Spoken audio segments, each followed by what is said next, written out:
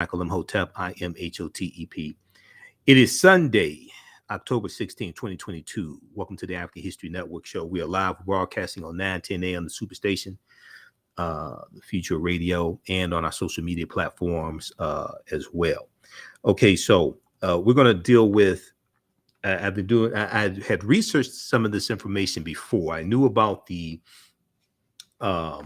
lynching of 11 Italian American immigrants in New Orleans back March 14th, 1891, I think was the exact date. And this ties into the first national celebration of Columbus Day. Yeah, March 14th, 1891. This ties into the first national celebration of Columbus Day, and it deals with how Italians became white.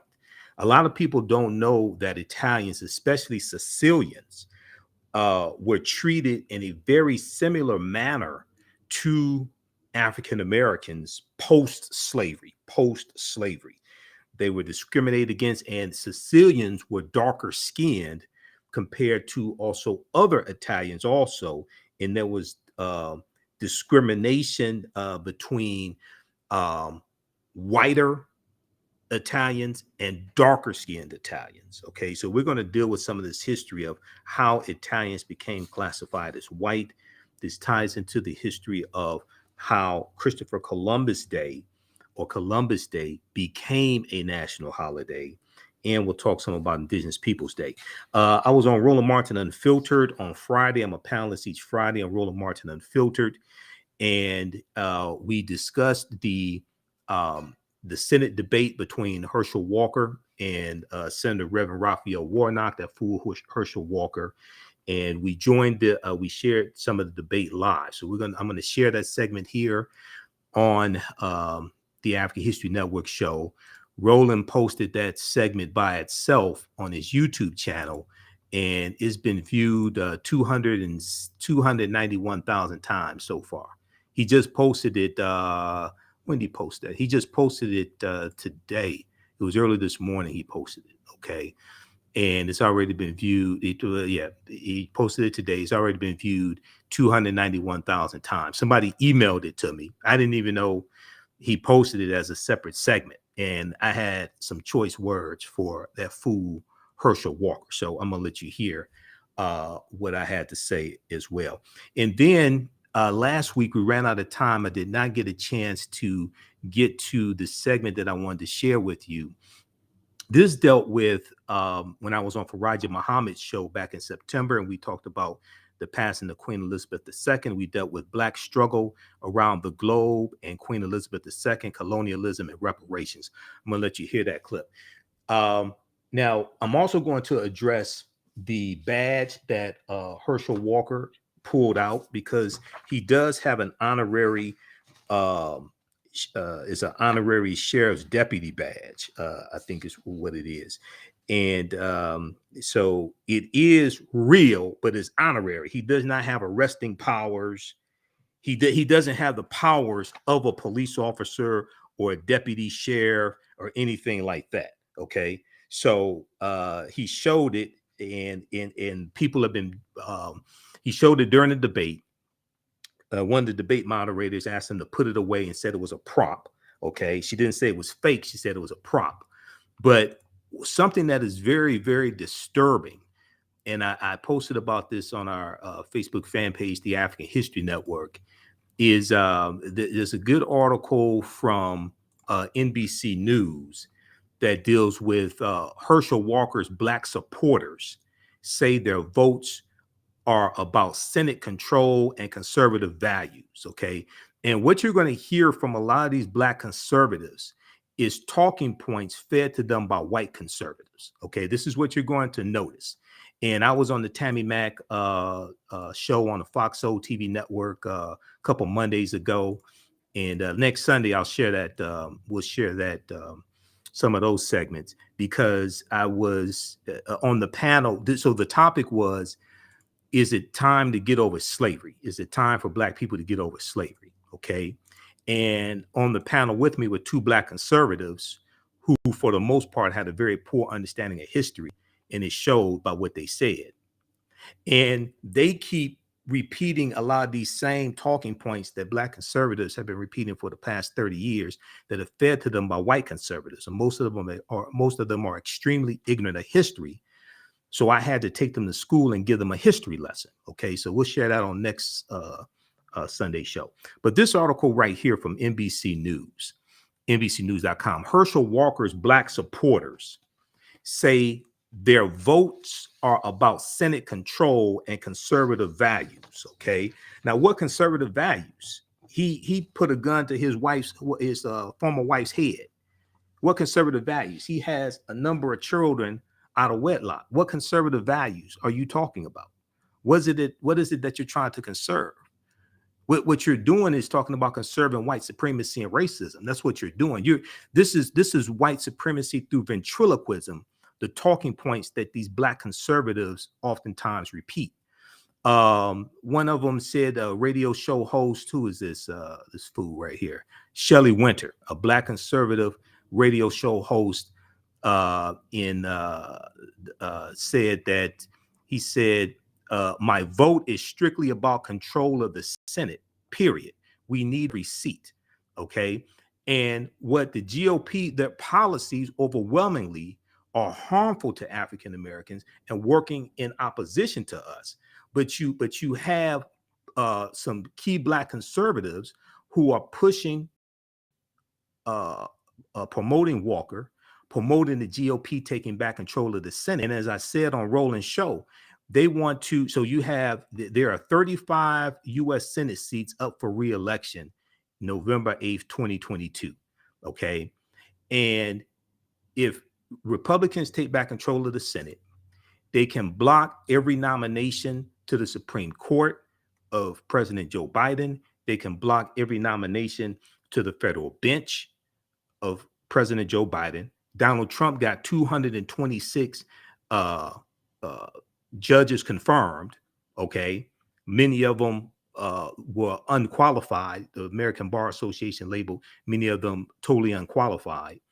They can block any more bills that are coming.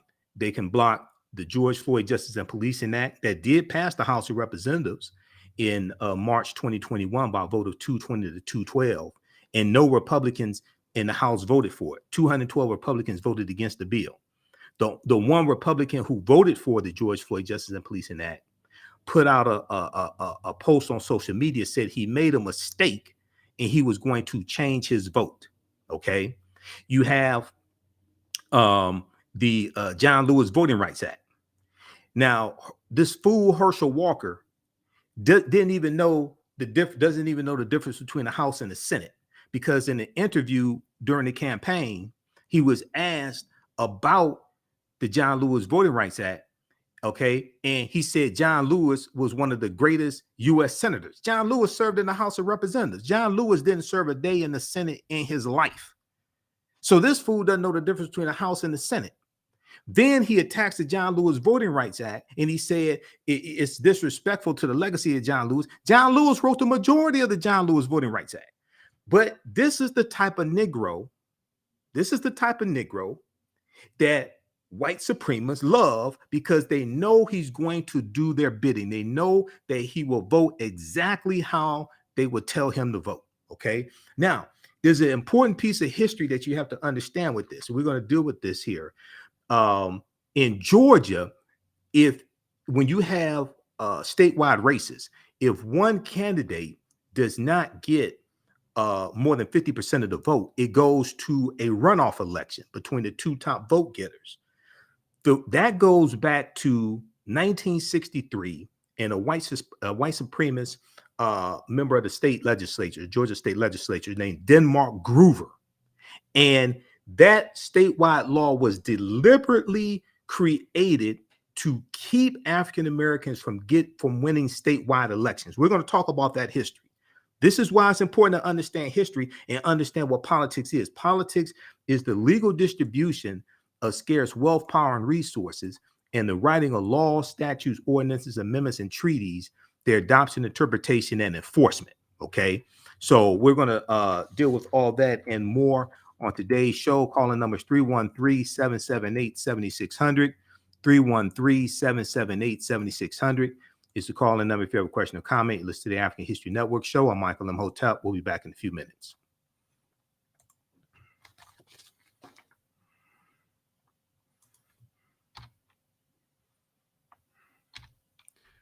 Stand by, everybody. Stand by.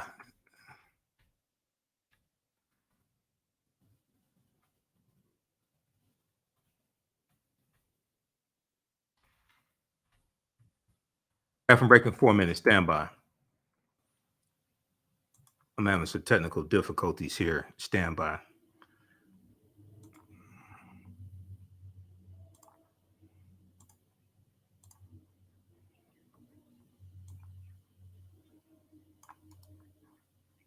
Bathroom break in 4 minutes.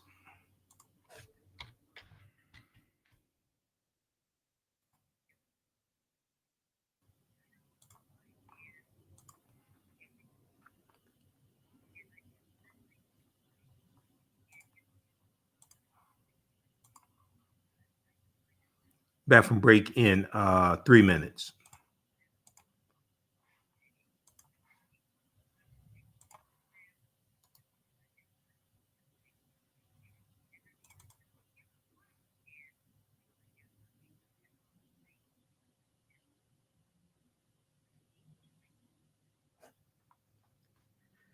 Uh yeah, you can, because I may have to tell you to stop, and you won't be able to hear it. And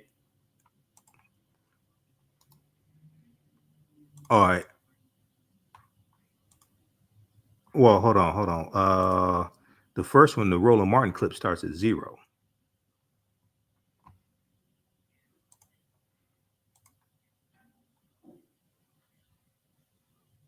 Wait, hold on. The one for Roland Martin starts at 0.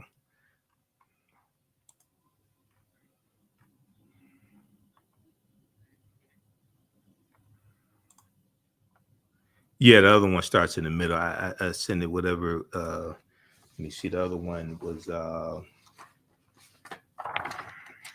on. The other one starts at the 3840.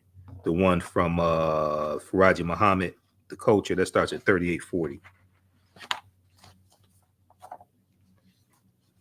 Okay, hold on. And I'm having problems with Skype here. I can't call in. I'm calling in from my phone. I'm trying to get. Damn, Skype is killing me. I'm trying to get. I may have to reboot my computer because Skype. It prompted me to install new software and I didn't do it. So now Skype is not opening.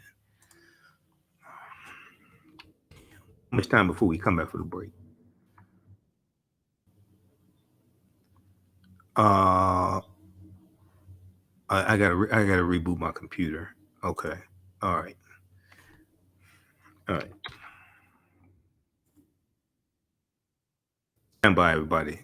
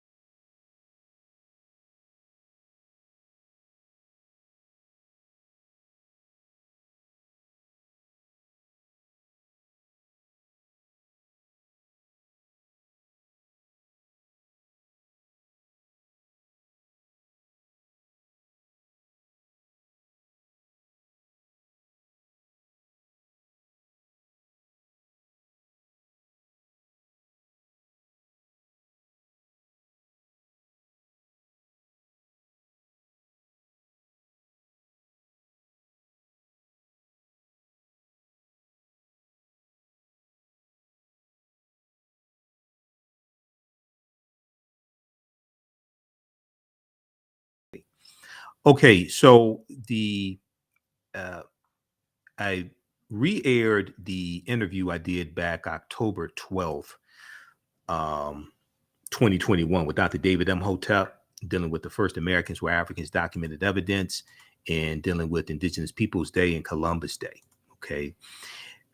There was a good segment from the Readout with Joanne Reed on MSNBC this past week. And I'm trying to find exactly which day it was because I was looking for that segment. I went to MSNBC's website and doesn't look like they have uploaded that clip. But it was dealing with how Italians became classified as white, how Italians became classified as white. Okay. There's a really good article dealing with this history from the New York Times. Okay. The name of the article from the New York Times is called How Italians Became White by Brent Staples. Okay. And it's an opinion piece, but it has a lot of history in it.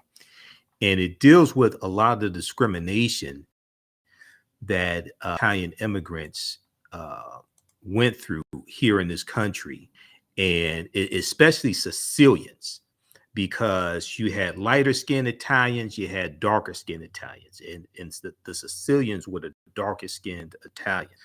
Now, a lot of that has to do with the intermixing of the African Moors with Sicilians, Italians in general, but especially with Sicilians. So the Moors go all throughout Europe, intermix with the European population, and they change the complexion of many Europeans to varying extents. Okay. If we look here, this is from October 12th, 2019. Okay. And it talks about how Congress evicted a Protestant, a white Protestant and culturally homogenous America when it declared in 1790 that only free white persons who have or shall migrate to the United States were eligible to become naturalized citizens. Okay, now 1790 is when the first census is taken. The census is created by the U.S. Constitution. We know the Constitution is drafted and signed in 1787, then it's ratified in 1788. 1787, the Philadelphia Convention. Now, the article goes on to say the calculus of racism underwent swift revision when waves of culturally diverse immigrants from the far corners of Europe changed the face of the country, And let me see how this is showing up here on the screen. Okay, so hopefully you all can see those that are watching on Facebook and YouTube. Let's see. Hopefully you all can see this. Okay, let's blow it up a little bit more. Now, as historian Matthew Fry Jacobson shows in his Immigrant History, whiteness of a different color, the surge of newcomers engendered a national panic and led Americans to adopt a more restrictive, politicized view of how whiteness was to be allocated. Okay, the surge of newcomers, the surge of these European immigrants of various shades engendered a national panic and led Americans to adopt a more restrictive, politicized view of how whiteness was to be allocated. Journalists, politicians, social scientists, and immigration officials embraced the habit, separated ostensibly white Europeans into races. Some were designated whiter, WHITER. Some of these white Europeans were designated as whiter and more worthy of citizenship than other white Europeans. Okay, so it was stratified. They had a hierarchy. While some of these white Europeans were ranked as too close to blackness to be socially redeemable, while some of these white Europeans were ranked too close to blackness to be socially redeemable. The story of how Italian immigrants went from racialized pariahs in the 19th century to white Americans in good standing in the 20th century offers a window onto the alchemy, because when the Moors introduced the periodic tables into Europe, they introduced something called alchemy. Alchemy is chemistry, alchemy, that Arabic prefix of chemet. Alchemy is what we call chemistry. Okay, so the story of how Italian immigrants went from racialized pariah status in the 19th century to white Americans in good standing in the 20th century offers a window unto the alchemy through which race is constructed in the United States, and how racial hierarchies can sometimes change. And it's basically going to be after World War II that Italians and Greeks are basically classified as white in this country. Okay, now dark-skinned Southern Italians endured the penalties of blackness on both sides of the Atlantic Ocean. In Italy, Northerners had long held that Southerners in the northern Italians compared to Southern Italians. Okay, in Italy, Northerners had long held that Southerners, particularly Sicilians, were an uncivilized and racially inferior people, too obviously African to be part of Europe. TOO, too obviously African to be part of Europe. And there was a lot of intermixing with the African Moors in with Sicilians. Okay, and which changes the complexion of a lot of Sicilian. Now, we'll continue this on the other side of the break. We'll also go to the phone lines. You listen to the African History Network show right here on 910 AM, the Superstation, the Future Radio. 313-778-7600. 313-778-7600 is the call-in number if you have a question or comment. We're discussing how Italians became classified as white in the United States. We'll be back in a few minutes.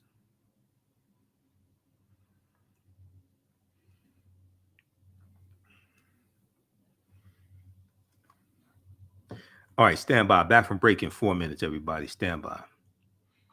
Let me call into the radio station through Skype.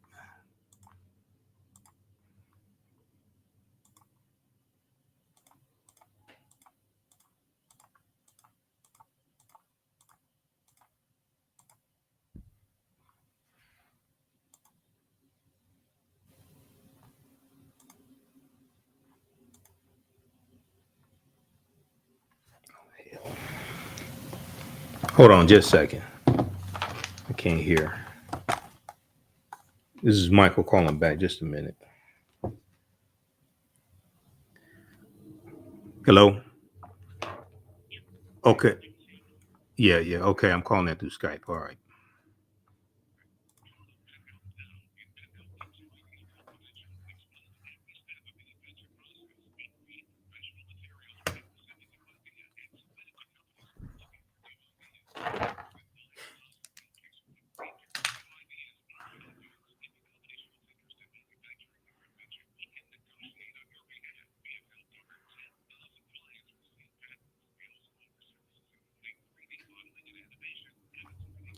Okay, everybody, share this broadcasting on social media platforms. Invite your friends to tune in. Back from break in 3 minutes.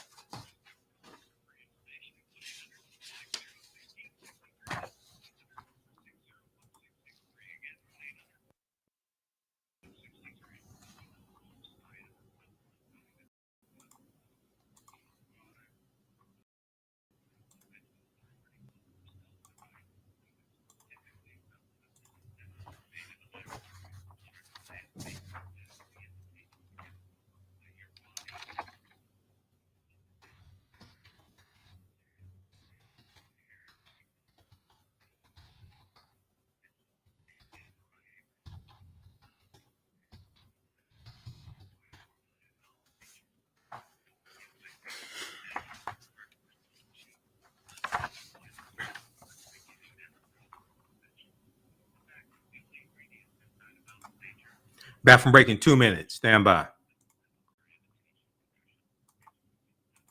All right, be sure to visit our website, theafricanhistorynetwork.com, theafricanhistorynetwork.com.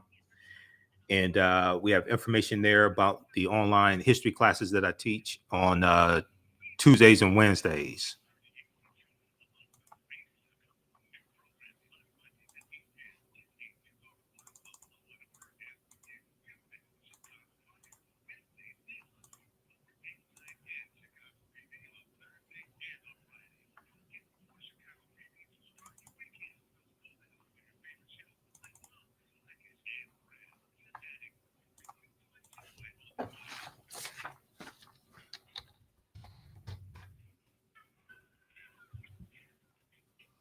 Welcome back to the African History Network show, right here on 9:10 a.m., the Superstation. I'm your host, Brother Michael Imhotep. It is Sunday, October 16th, 2022, and we are live. Calling numbers 313-778-7600, 313-778-7600 is the call-in number if you have a question or comment. We'll go to the phone lines here in just a minute. I got to get through some more of this piece here from the New York Times. So we're discussing how Italians became classified as white here in the U.S. Okay, this is a deep history, and it's connected to how Columbus Day became a federal holiday. All right. So if you go back to this piece now, there was a difference in the treatment of northern Italians and southern Italians, particularly Sicilians. Darker skinned southern Italians endured the penalties of blackness on both sides of the Atlantic Ocean. In Italy, northern Italians had long held that southern Italians, particularly Sicilians, were an uncivilized and racially inferior people, too obviously African to be part of Europe. Now, racist dogma about Southern Italians found fertile soil in the United States, as the historian Jennifer Guglielmo, Guglielmo,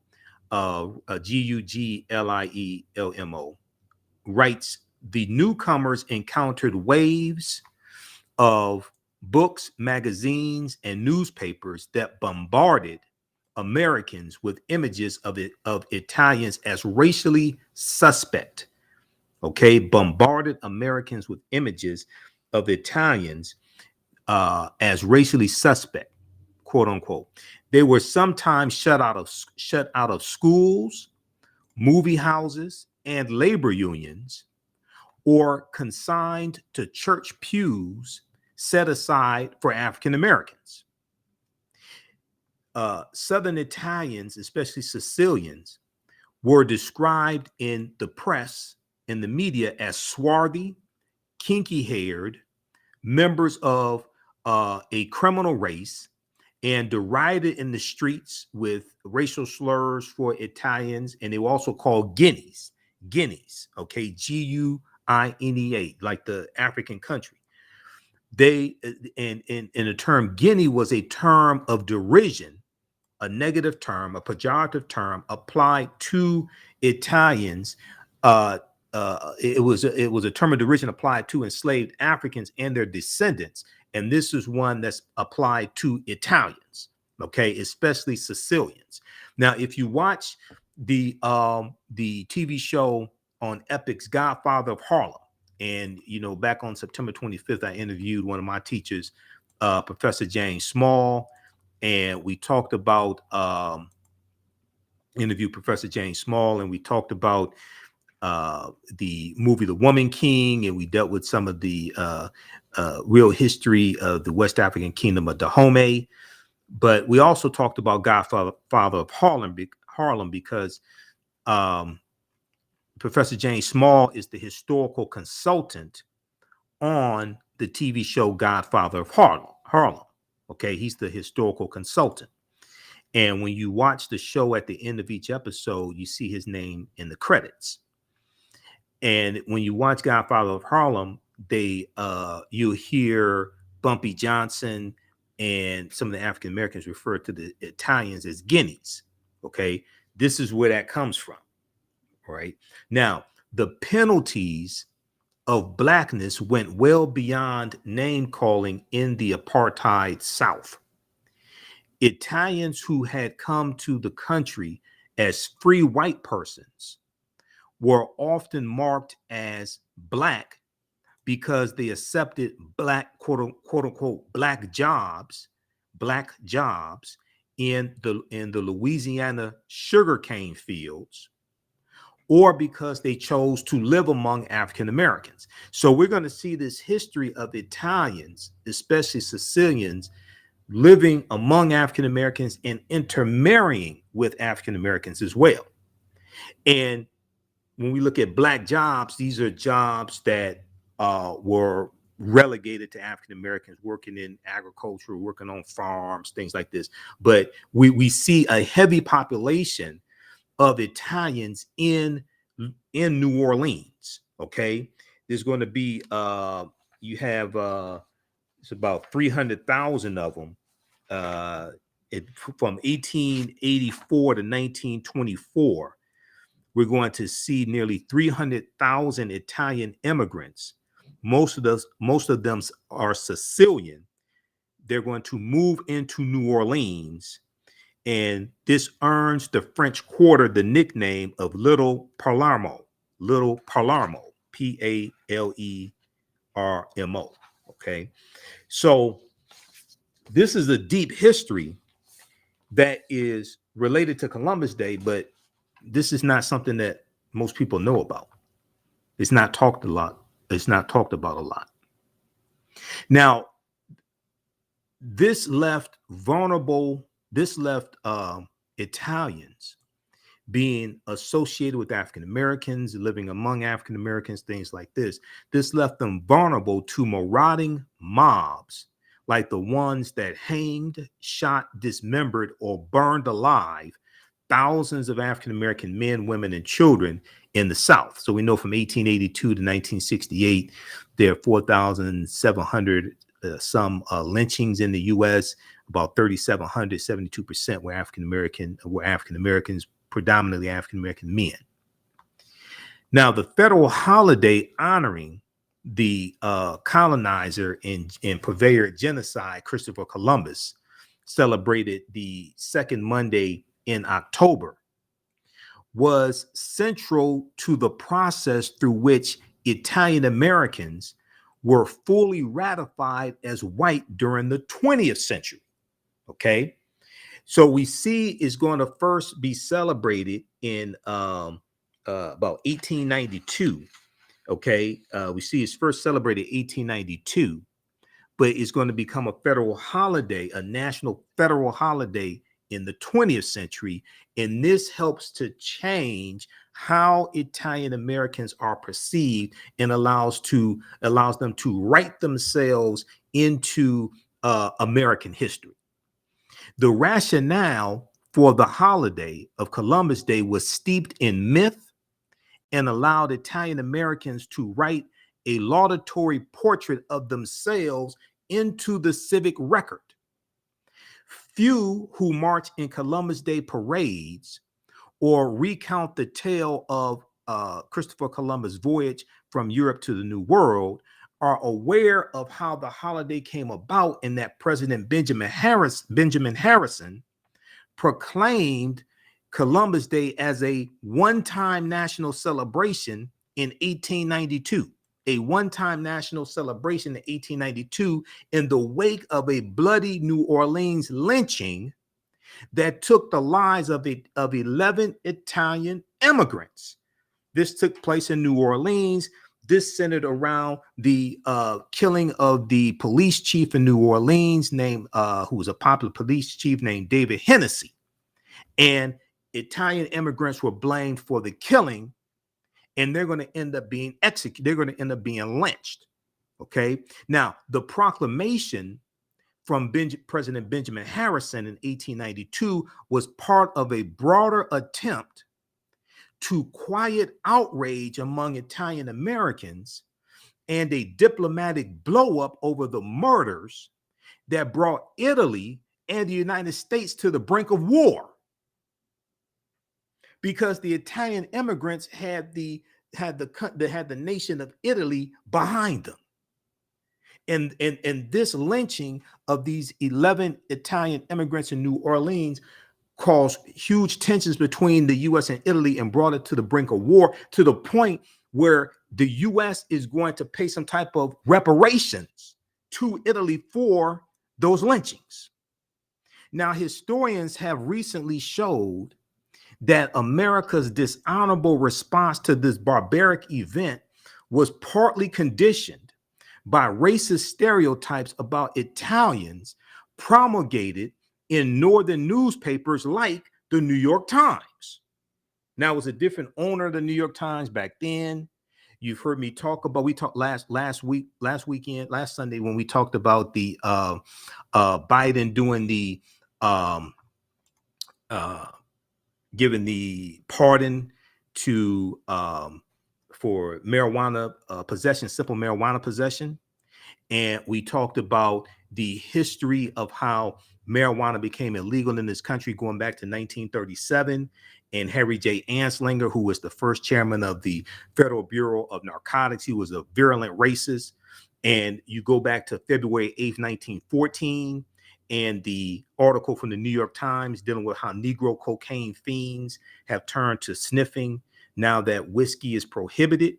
And it was dealing with the fears that white people had in this country about what happens when you have black men high on cocaine. Okay. All right. We'll deal with this on the other side of the break. You listen to the African History Network show. I'm Michael Imhotep. We'll be back in a few minutes.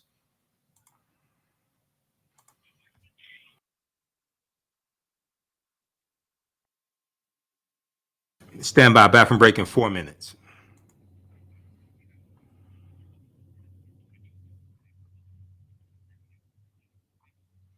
Back from break in 4 minutes, everybody. Stand by. Share this broadcasting on social media platforms. Invite your friends to tune in. Also, you can support the African History Network, $ the AHN show through Cash App. $ the AHN show through Cash App. Hello.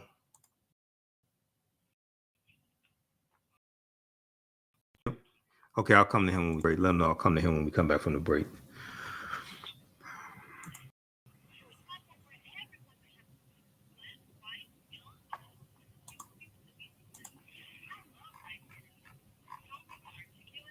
Stand by. Back from break in 3 minutes.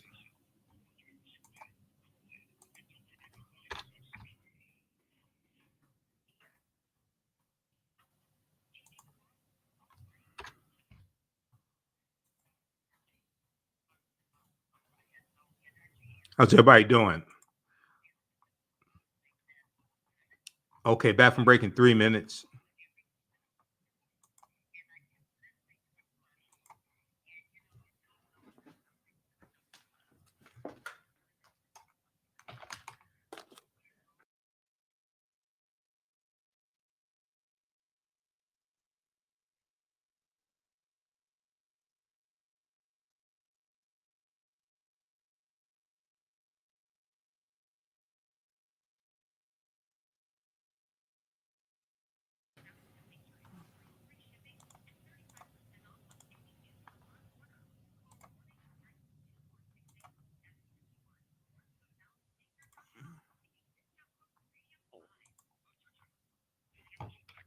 Back from break in 1 minute.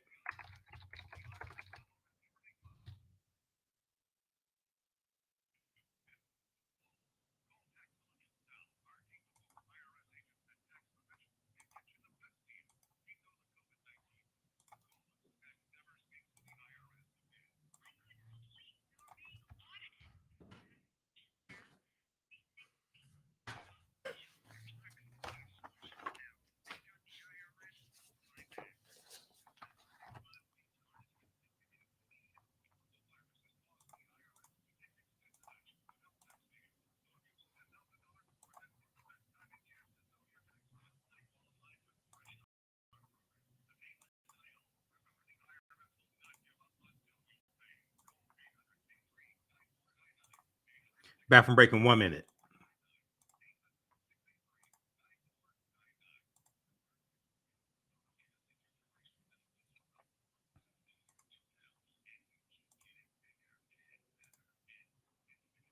Okay, we've got Betty,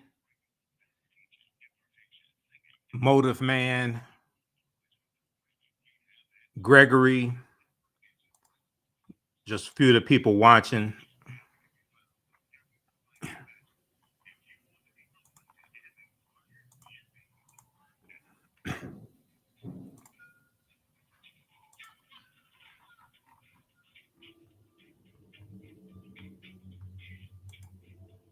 Welcome back to the African History Network show, right here on 9:10 a.m. the Superstation. All right, be sure to visit our new website, theafricanhistorynetwork.com, theafricanhistorynetwork.com. You can register for the online history classes I teach on Tuesdays and Wednesdays. On Tuesdays, it is 7 p.m. to 9 p.m. Eastern Standard Time. It's Ancient Kemet, one of the original names for Egypt, Ancient Kemet, the Moors, and the Ma'afa. Understanding the transatlantic slave trade, what they didn't teach you in school. We deal with thousands of years of history and what leads up to the transatlantic slave trade taking place. And then that's on Wednesdays. On Tuesdays, I teach from the Civil War to the Civil Rights Movement and Black Power, 1865 to 1968. Okay, so both days, 7 p.m. to 9 p.m. The classes are on sale, $80, regularly $130. We have a bundle pack where you get both classes for $130. We do the sessions live. All the sessions are archived and recorded. You can go back and watch it anytime. So a year from now, 2 years from now, you still have full access to the class. You can go back and watch all of it. Okay. All right. Let's go quickly here to the phone lines. Let's go to Olaf, who's been holding patiently on line 1. Olaf, thanks for holding. Tell us where you're calling from. Thank you, brother. I'm coming from Brightmoor, Detroit. Brightmoor, Detroit. Okay, go ahead. Go ahead with your question or comment. Hey, brother. Now the debate between Rapahel and Herschel Walker, that guy that's as dumb as a rock. Yeah. Did you get a chance to see the whole debate? I didn't get a chance to see the whole debate. I saw some of it and I read about it. I read a couple articles about it. Well, listen, brother, you need to watch the whole. Listen, before you start giving out your opinion, you need to watch the whole. Not no bite sounds, no that. Watch the whole debate. No, I didn't watch. I didn't watch. From a starch. I didn't watch. I didn't watch sound which bites. I am. I didn't but watch. I gotta give it. I gotta give it to this guy. I don't know who Olaf, can you hear me? Trained him. Olaf. He had an earplug in his ear, and they was speaking to him. Can Olaf hear me? Let me tell you something. That guy, that I can't. What's his name? The ex-football player. Olaf, can you hear me? Can you hear me? Dumb as a rock. That cat, he won the debate, man. Based upon what? Can you hear me? He won that debate flat out. Can you hear me? Hello? Okay, something's wrong with Olaf's line. He can't hear me. Get his line straight. Okay, I hear you now. I hear you. Okay. I hear you now. I didn't watch sound. I didn't watch sound bites. I watched segments of it. I did not watch sound. Let's get it straight. I did not watch because we dealt with this on Roland Martin Unfiltered on Friday when I was on the show. Right. We watched exchanges between them. I did not watch sound bites. Why do you say that Herschel Walker won the debate? Because Raphael Warnock, when the panel asked him the questions, he never answered the questions straight. He dipped and he dived and he turned around and everything else. Man, you got to watch the whole debate, not sound bites or segments, because segments are sound bites, Michael. No, they're not sound bites. No. I watched 15 minutes. I watched 15 minutes of it. What policy discussion? Olaf, slow down. What policies did Herschel Walker articulate? Now one damn thing. Okay. Now one damn thing. But Thanks what for you did do, Thanks for calling. and I'm with you. This guy is as dumb as a rock. He didn't put out any policies, but he was passionate. He was articulate, which I couldn't believe. He was coached. I saw it. What he did was he hit Senator Raphael Warnock on the fact that Raphael Warnock voted with Joe Biden 96% of the time. But Yep. if you look at the policies, if you look at the policies that Warnock supported, they benefited Georgia. And that's something that Herschel Walker didn't say. I study politics. I already know the game. Right. We gotta go because I'm not even on that topic yet. I'm still on the first topic. Thanks for calling. Okay. All right. Thanks, bro. All right. Yeah, people, trust me, is the reason why I'm on this side of the microphone. Is the reason why I'm on Roland Martin Unfiltered every Friday doing political analysis, historical analysis. Reason why I'm on Farajii Muhammad show. Reason why I'm on Fox Soul TV Network on Tammy Mack's show. I know what I'm doing. Trust me, I know what I'm doing. And I know the questions to ask as well. Okay. Yeah, Herschel was passionate. Herschel's trying to save his candidacy because he's behind in the polls. Okay. He ain't deal with any substance in the debate. Okay. I read articles about the exchanges and I saw a good portion of it. So I know what I'm doing. All right. Let's go back to this one here. Now, I was looking for this, dealing with how Italians became classified as white. I was looking for the headline, this article here. This is from, now we talked about this last Sunday. This is from the New York Times, February 8th, 1914. Negro cocaine fiends are a new Southern menace. Murder and insanity increasing among lower class blacks because they have taken to sniffing since deprived of whiskey by prohibition. Okay. This was a huge article from February 8th, 1914 from the New York Times. And one of the things, this goes back dealing with the fears of back at that time of what happens when African-American men are high on cocaine. Okay. Well, and they were asking the question, do police now need to carry a 45 caliber handgun because a 38 is not powerful enough to kill a Negro high on cocaine? And they were talking about the superhuman strength that African-American men had when they were high on cocaine and the fear that they would rape white women and things like this, right?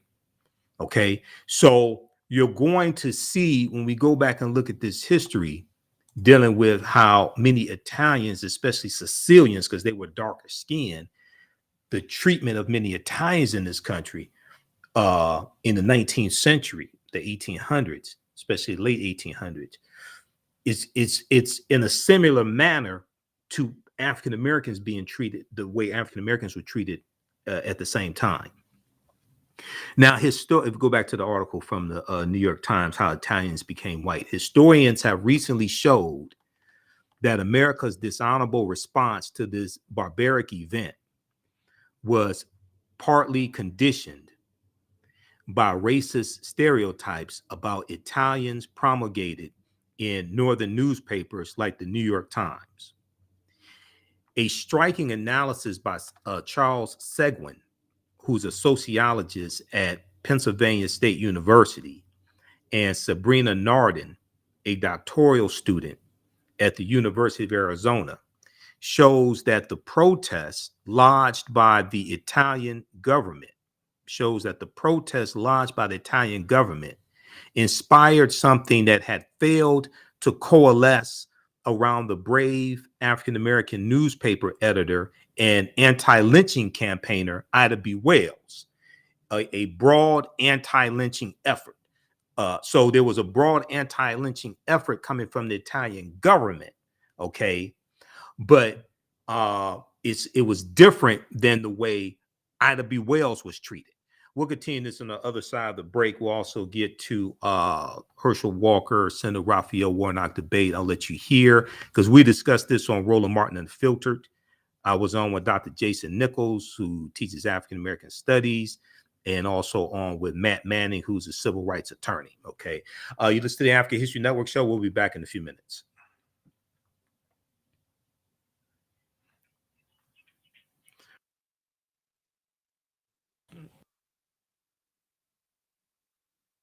All right, stand by. Back from break in 4 minutes.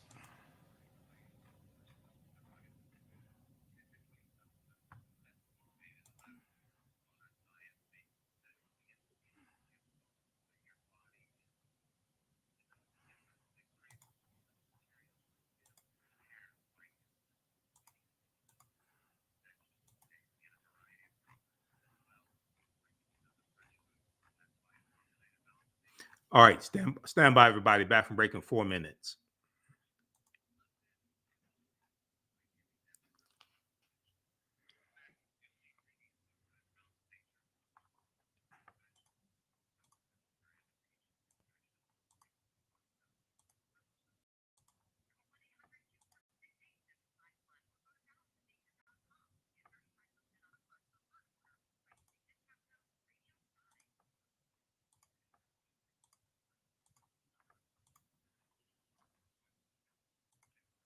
Back from break in 3 minutes.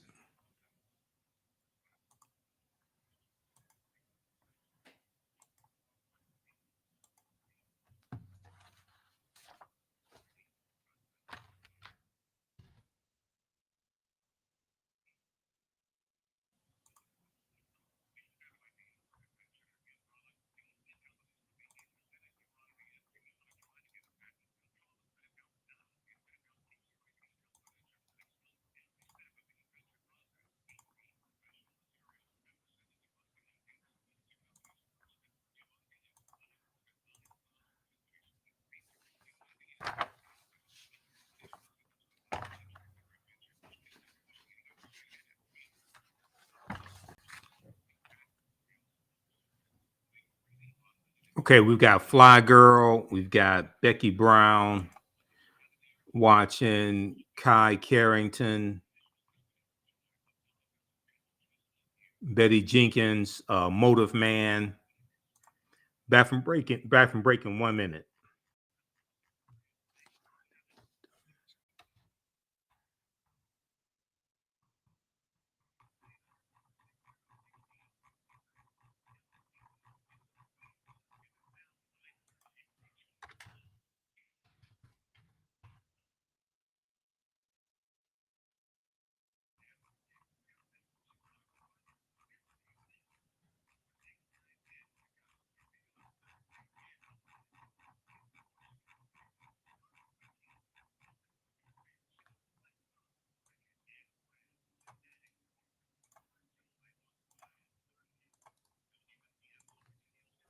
(910 AM Superstation, a division of Adele Media.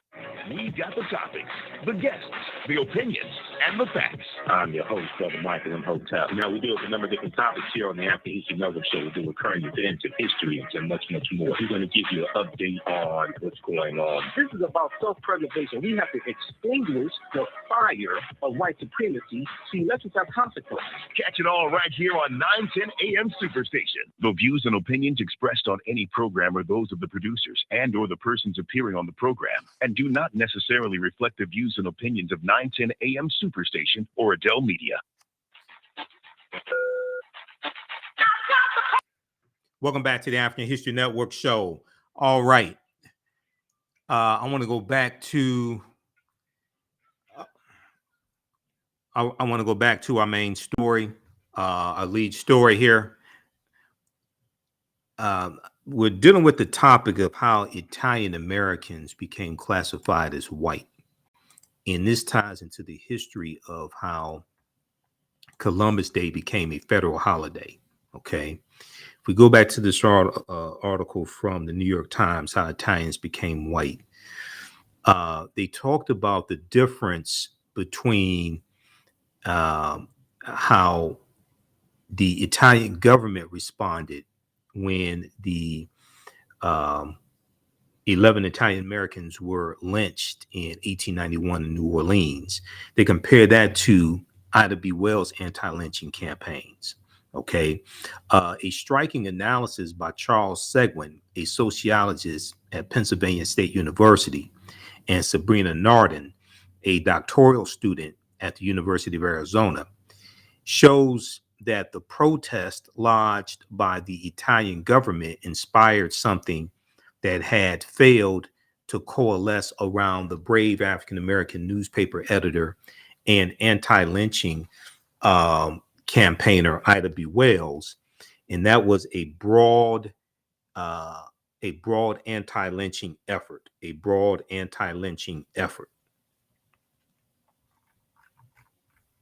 Now, they go on to talk about a black brute lynched. Now, the lynchings of Italians came at a time when newspapers in the South had established a gory convention of advertising the far more numerous public murders of African Americans in advance. Okay. The lynchings of Italian Americans came at a time when newspapers in the South had established the gory convention of advertising the far more numerous public murders of African Americans in advance to attract large crowds and justifying the killings of these African Americans, especially African American men, by labeling them, by labeling the victims as brutes, fiends, ravishers, born criminals, or troublesome Negroes. So you put these negative pejorative terms on people, you relabel people to justify mistreating people. Okay. You relabel people to justify mistreating people and to justify the mistreatment of people. And if we look at the article from the New York Times from February, so right here it says victims, and justifying the killings by labeling the victims brutes, fiends, ravishers. Okay. So if we go and look at the article from February 8th, 1914, from the New York Times, we see the word fiends in the headlines describing African Americans. Negro cocaine fiends are a new Southern menace. Murder and insanity increasing among lower class blacks because they have taken to sniffing since deprived of whiskey by prohibition. So what this does is this then gives a justification by putting these negative pejorative terms on people. This then gives a justification to mistreat them, to kill them, to incarcerate them, etc. Okay, now let's continue. Now, even high-minded news organizations that claim to abhor the practice legitimize lynching by trafficking in racist stereotypes about its victims. Now, Charles Seguin recently showed many northern newspapers were just as complicit in justifying mob violence,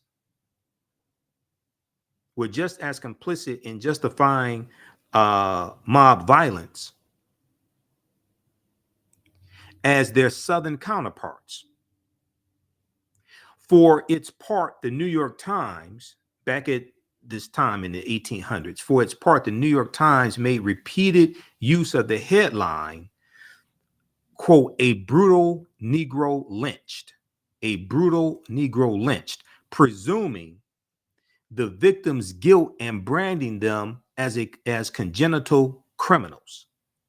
Now, lynchings of African American men in the South were often based on fabricated accusations of sexual assault. As the Equal Justice Initiative, EJI, Equal Justice Initiative, Brian Stevenson, his organization, as the Equal Justice Initiative explained in a 2015 report on lynching in America, a rape charge could occur in the absence of an actual victim and might arise from minor violations of the social code, like complimenting a white woman on her appearance or even bumping into her on the street. The New York Times was not owned at back in the 1800s and early 1900s. the New York Times was not owned by the family that controls it today when it dismissed Ida B. Wells as a, quote, slanderous and nasty-minded mulatress. Calling her a mulatto. This is what the New York Times said about Ida B. Wells back in the late 1800s, early 1900s. And she gets involved in the anti-lynching movement in 1892 because of the Moss Store lynchings. 3 of her friends are killed they're lynched in Memphis, Tennessee in 1892. And this is how she gets involved in the anti-lynching movement. The Moss Store murders, the People's Grocery Store there in Memphis, Tennessee. Okay, so it dismissed Ida B. Wells as a slanderous, nasty-minded mulatress for rightly describing rape allegations as a threadbare lie that Southerners used against Black men who had consensual sexual relationships with white women. And when she printed that in the newspaper she was the editor of, this caused her newspaper office to be ransacked, to be trashed by white supremacists, and she ends up having to leave Memphis, Tennessee, basically because she's getting death threats. Now, nevertheless, as a New York Times editorialist of nearly 30 years standing and a student of the institution's history, I am outraged and appalled by the nakedly racist treatment my 19th century predecessors displayed in writing about African Americans and Italian immigrants. Okay, now once again, this article is written by Brent Staples, and he's a member of the New York Times editorial board. This piece is from October 12, 2019. Now, when Ida B. Wells took her anti-lynching campaign to England in the 1890s, New York Times editors rebuked her for representing black brutes abroad in an editorial that joked about what they described as the practice of roasting Negro ravishers alive and boring out their eyes with red hot pokers. Okay, so they're talking about mutilating African Americans, lynching them, things like this. This is what the New York Times was talking about back at this time. Now, the editorial slandered African Americans generally, referring to rape as a, quote, a crime to which Negroes are particularly prone. A crime to which Negroes are particularly prone, saying that they're more predisposed to commit rapes. The New York Times editors may have lodged objections to lynching, but they did so in a rhetoric firmly rooted in white supremacy. Okay, now I want to fast forward through the rest of this. I want to go to this section here. Sicilians as rattlesnakes. Okay, and this gets into the lynching that took place in 1891, March 14th, 1891. Sicilians as rattlesnakes. Now, the carnage in New Orleans was set in motion in the fall of 1890 when the city's popular police chief, David Hennessy, was assassinated on his way home one evening. Police Chief David Hennessy had no shortage of enemies. The historian John Baiamonte Jr., Baiamonte, Baiamonte Jr. writes that he had once been tried for murder in connection with the killing of a professional rival. He is also said to have been involved in a feud between 2 Italian businessmen. On the strength of a clearly suspect witness who claimed to hear Police Chief David Hennessy say that Italians, a racial slur for Italians, had shot him, the city charged 19 Italians with complicity in the police chief's murder. Okay, now that the evidence was distressingly weak was evident from the verdicts that were swiftly handed down. Of the first 9 men to be tried. 6 were acquitted. 3 others were granted mistrials.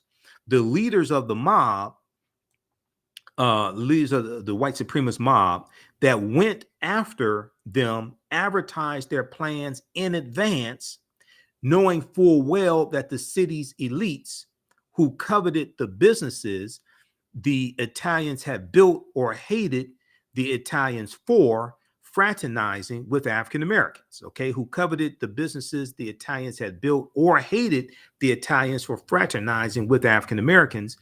They knew that they would never seek justice for the dead, for the Italian immigrants that they were going to kill. They knew that the city's elite would never seek justice for them. Okay. Now, after the lynching, a grand jury investigation pronounced the killings praiseworthy, turning that inquiry into what the historian Barbara Botein, Botein, describes as, quote, possibly one of the greatest whitewashes in American history, end quote. The blood of the New Orleans victims was scarcely dry when the New York Times published a cheerleading news story, quote, Chief Hennessy avenged, 11 of his Italian assassins lynched by a mob, end quote. Now, this is in the New York Times in 1891. That reveled, end quote, that reveled in the bloody details. Okay, we'll continue this on the other side of the break, and we'll deal with how this is connected to Columbus Day and why Columbus Day became a federal holiday. Listen to the African History Network show. I'm Michael Imhotep. We'll be back in a few minutes.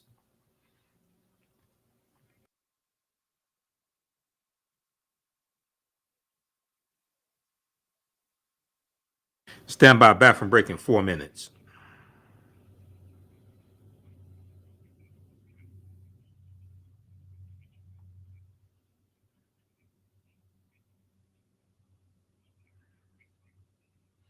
Back from break in 4 minutes. Stand by, everybody. Okay, you can support the African History Network, $ the AHN show through Cash App, then also through PayPal, paypal.me/the AHN show. Who still needs to register for the online history classes I teach on Tuesdays and Wednesdays? From the Civil War to the Civil Rights Movement and Black Power, 1865 to 1968. And Ancient Kemet, the Moors, and the Ma'afa, understanding the transatlantic slave trade, what they didn't teach you in school.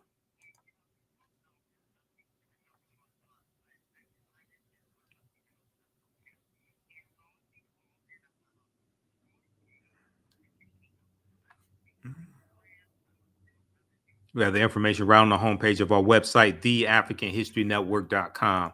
I'm going to post a link here as well. So stand by. Also, we have our PayPal and Cash App information on the homepage of our website also. Right here. And you click right here on Cash App, it comes up with the QR code.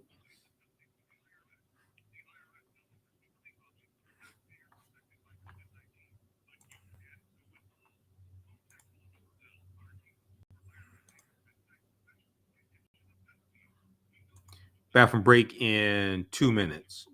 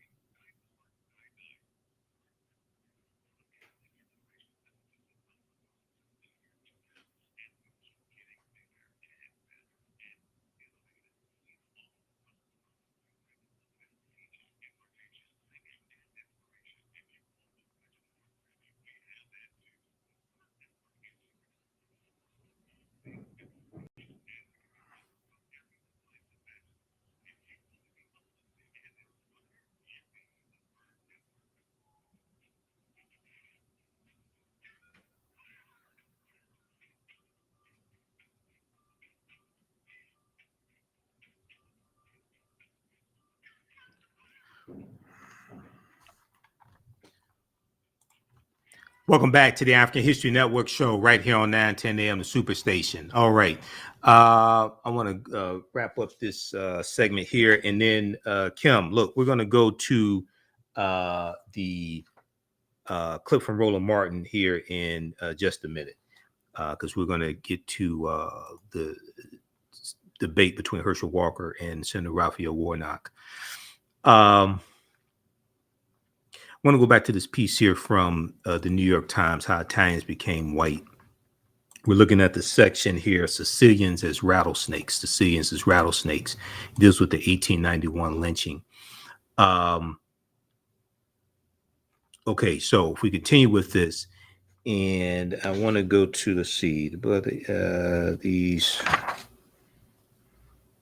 Okay, let's go down here to, now this picture shows lynchers in 1891 storming the New Orleans City Jail. They killed 11 Italian Americans accused in the fatal shooting of Chief Hennessy, David Hennessy. This is from the Italian Tribune. Okay, this picture right here.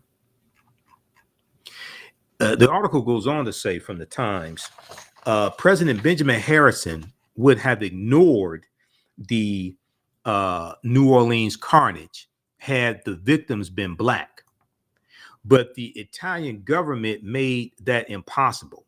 It broke off diplomatic relations and demanded an indemnity that the Benjamin Harrison administration paid. President Benjamin Harrison even called on Congress in his 1891 State of the Union address to protect foreign nationals, though not Black Americans. Protect foreign nationals, but not protect, he didn't call for protecting African Americans from mob violence. Now, President Harrison's Columbus Day Proclamation in 1892 opened the door for the Italian Americans to write themselves into the American origin story in a fashion that piled myth upon myth. As the historian Danielle Battisti, Battisti, shows in Whom We Shall Welcome, the book Whom We Shall Welcome, they rewrote history by casting Christopher Columbus as the first immigrant, even though he never set foot in North America and never immigrated anywhere except possibly Spain. And even though the United States did not exist as a nation during the 15th century, his 15th century voyage, because the closest, Columbus never comes to the land that we call the United States of America. The closest he comes here is Cuba, which is 90 miles away. Okay. When you look at where he went on his 4 voyages, he doesn't come to this area. He doesn't come to the land we call the United States of America. Now, the mythologizing carried out over many decades granted Italian Americans a formative role in the nation-building narrative. It also tied Italian Americans closely to the paternalistic assertion still heard today that Columbus discovered a continent that was already inhabited by Native Americans. Okay, you still hear some people today, the clueless. A lot of people don't know Columbus never even set foot on the contiguous United States. All right. Which is why it's so important to understand history and why real history really needs to be taught in schools. Okay, look, for the sake of time, read the rest of this article. I have to move on and read this one here from New York Times, How Italians Became White. Also, read this good article from history.com, official website of the History Channel, history.com, this piece called The Grisly Story of One of America's Largest Lynchings. The grisly story of one of America's largest lynchings. This is from history.com, Aaron Blakemore, September 1st, 2018. Innocent Italian Americans got caught in the crosshairs of a bigoted mob. And one of the things they talk about in this piece here of page 2 is New Orleans at the time was home to more Italian immigrants than any other Southern state. Between 1884 and 1924, nearly 300,000 Italian immigrants, most of them Sicilian, moved to New Orleans, earning the French Quarter the nickname Little Palermo. Okay, so check that out also. All right. I want to go to the, we need to switch gears here. I want to go to the Senate debate between Senator Reverend Raphael Warnock and that idiot Herschel Walker, who did not win the debate. If you think Herschel Walker won the debate, that means you don't understand political debates. Okay, Herschel Walker did not debate politics. Just because you're passionate, that doesn't mean anything. Okay, he may be thinking about child support payments. Just because you're passionate, that don't mean nothing. All right, so that means you don't even understand how to score political debates. Let's see. Let me cue this up here. Then also there's a good article from NBC News that deals with Herschel Walker's, the Black Republicans that support Herschel Walker. Most of these people are brain damaged, and they're supporting the agenda of the GOP, which is detrimental to African Americans, because Republicans overwhelmingly have been voting against all these policies that African Americans have been advocating for. Overwhelmingly was the George Floyd Justice and Policing Act, voting rights, things like this. They voted against the Domestic Terrorism Prevention Act. It was only one Republican in the House of Representatives voted for that bill. That was Representative Adam Kinzinger out of Illinois. Okay, we're going to go to clip number one, Kim. This is we discussed the debate on Roland Martin and the filter. Let's go to this clip, please. I want to dip into are they still debating in Georgia? So let's just dip a little bit into the debate between Senator Raphael Warnock and that idiot Herschel Walker. And just because he said something doesn't mean it's true. I have supported our police officers. I've called them and I've prayed with their families, like those officers lost in Cobb County when they were killed, doing what police officers routinely do. You can support police officers, as I've done, through the COPS program, through the Invest to Protect program, while at the same time holding police officers, like all professions, accountable. One thing I have not done, I've never pretended to be a police officer, and I've never threatened a shootout with the police. And now I have to respond to that. We are moving on, gentlemen. I have to respond to that. And you know what's so funny? I am work with many police officers, and at the same time, Mr. Walker, Mr. Walker, Mr. Walker, excuse me, Mr. Walker, please, out of respect, I need to let you know, Mr. Walker, you are very well aware of the rules tonight, and you have a prop. That is not allowed, sir. I ask you to put that prop away. Well, it's not a prop. This is real. And he said, I have a prop. I never it is considered a prop, Mr. Walker. Yes. Excuse me, sir. Yes. You're very well aware of the rules, aren't you? Well, aren't you aware of the rules? He brought up the truth. Let's talk about the truth. Thank you for putting that prop away. And as a matter of fact, we still have a lot to get to, and we are not going to continue this. We're going to follow up with a question, and this is according to the CDC. Homicide is the leading cause of death for African American youth. Mr. Walker, in 30 seconds, why do you believe this is happening, and what would you do to stop it? Well, what I would do is hold people accountable, which is Senator Warnock not doing. Believing in no cash bail, no accountability, that is a problem. People must be accountable for their actions. And the truth lies with Senator Warnock, because he said he was going to Washington to represent Georgia. He went to Washington to represent Joe Biden. That's the reason we're in the mess we're in today, because he represents Joe Biden and not the truth for Georgia.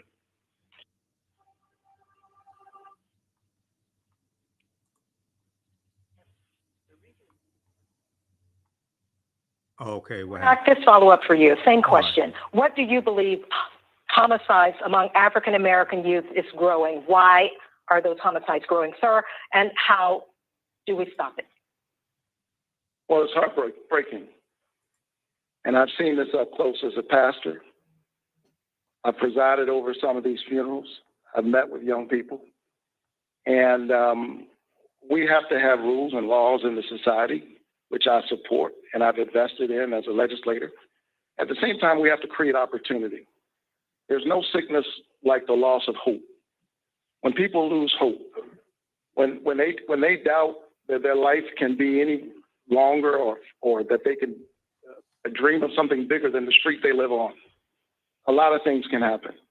I grew up in one of those neighborhoods, but I had a nurturing family, and I benefited from good federal public policy, like the Head Start program, like Upward Bound, like Pell Grants and low-interest student loans.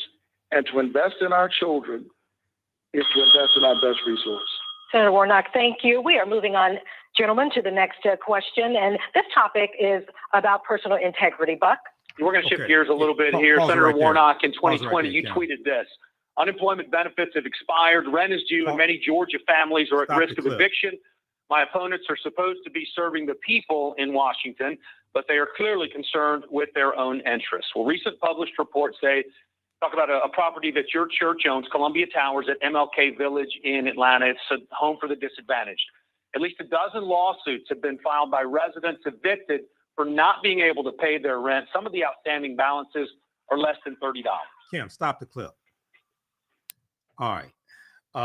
Okay, we're going to continue this another side of break. We're going to go back to that. I want to deal with Herschel Walker's badge, exactly what that badge was. All right. You listen to the African History Network show. I'm Michael Imhotep. We'll be back in a few minutes.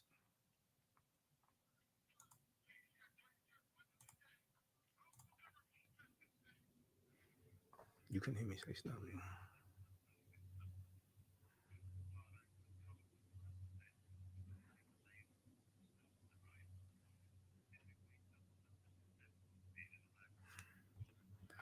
Stand by, bathroom break in 4 minutes.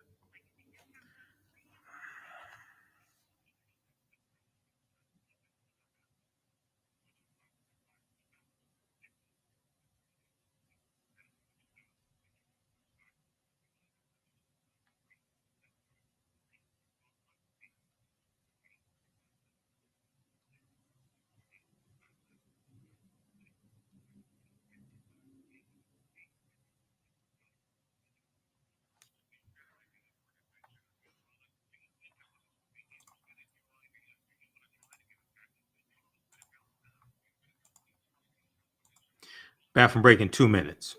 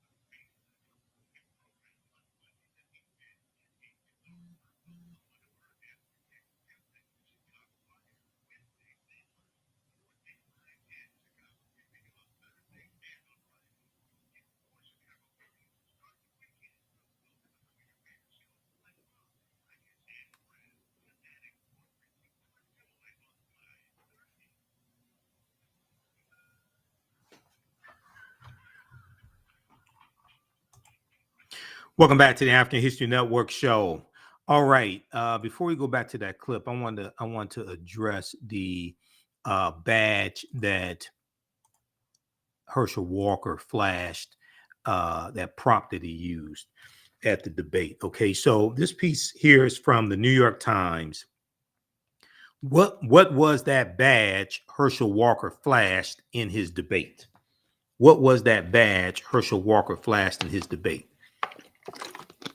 The Republican Senate candidate in Georgia was scolded by a debate moderator and derided online after flashing an honorary badge during an exchange with Senator Raphael Warnock. Okay. This is from Maya King, who writes some really good articles for the New York Times. Maya King and Neil Vigdor, October 15th, 2022. And in the piece, let's see, second page, it says the badge was given to him in recognition of community service work he had done with the Cobb County Sheriff's Department. In recognition of community service work he had done with the Cobb County Sheriff's Department, according to his campaign spokesman, Will Kiley, Kiley. Now, Herschel Walker also has an honorary badge from the Sheriff Department in Johnson County in East Georgia, which includes his hometown, Wrightsville. Okay, Wrightsville, Georgia. Representatives for the sheriff's departments in both counties were unavailable for comment, and they still haven't commented because this article has not been updated. This article is from October 15th. One of the debate moderators, WSAV anchor Tina Tyus Shaw, admonished Walker, as you just heard, after he brandished the badge and asked him to put it away. She said that he was well aware of the debate's rules against using props on stage. Now, he said it's not a prop, etc. When she said it's a prop, she wasn't saying it's fake, but you can't use props like that. You things of this nature. Okay, that's what she was saying. Okay, now, okay, so it's an honorary badge. Now, this does not give. Okay, it goes on to say, let's see here. Okay, it talks about the person who swore him in. And let's see, let's go.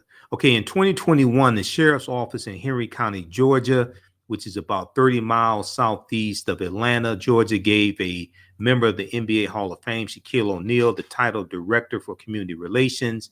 Neil Warren, who was the Cobb County Sheriff when he named Herschel Walker an honorary deputy sheriff. An honorary deputy sheriff endorsed his Senate bid in July.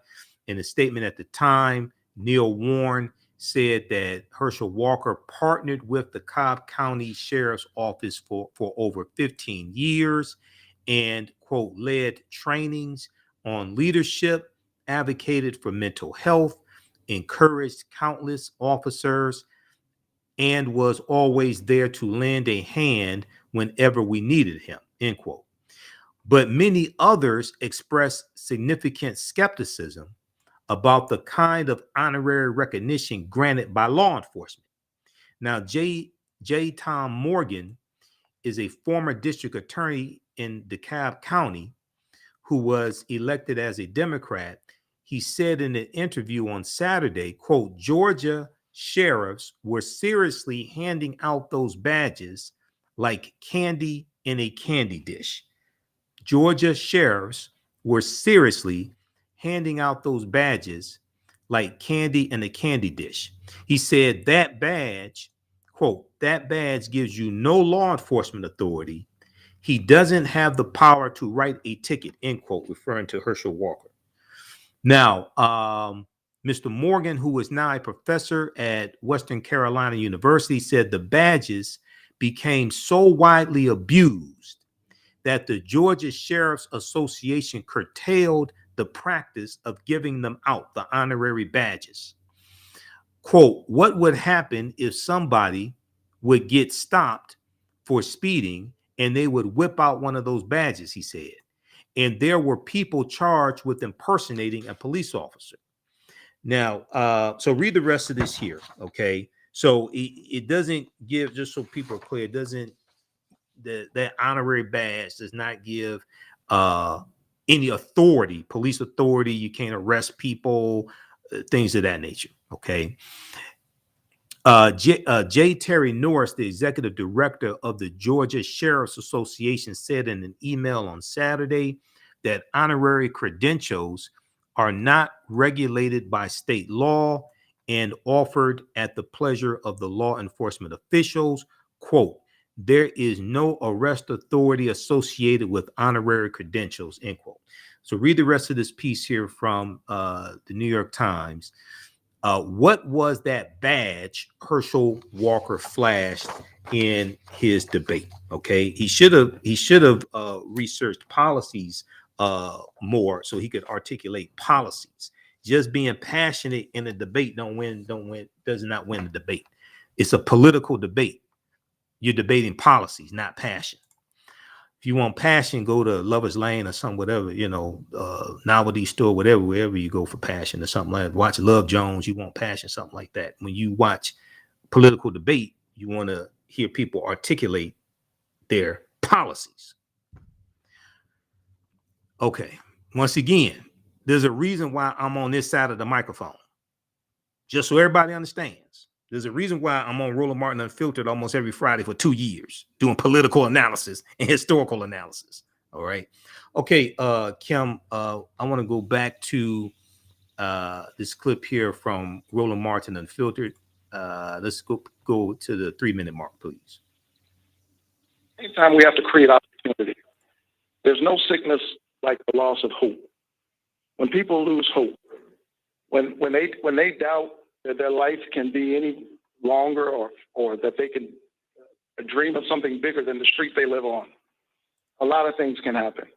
I grew up in one of those neighborhoods, but I had a nurturing family, and I benefited from good federal public policy, like the Head Start program, like Upward Bound, like Pell Grants and low-interest student loans.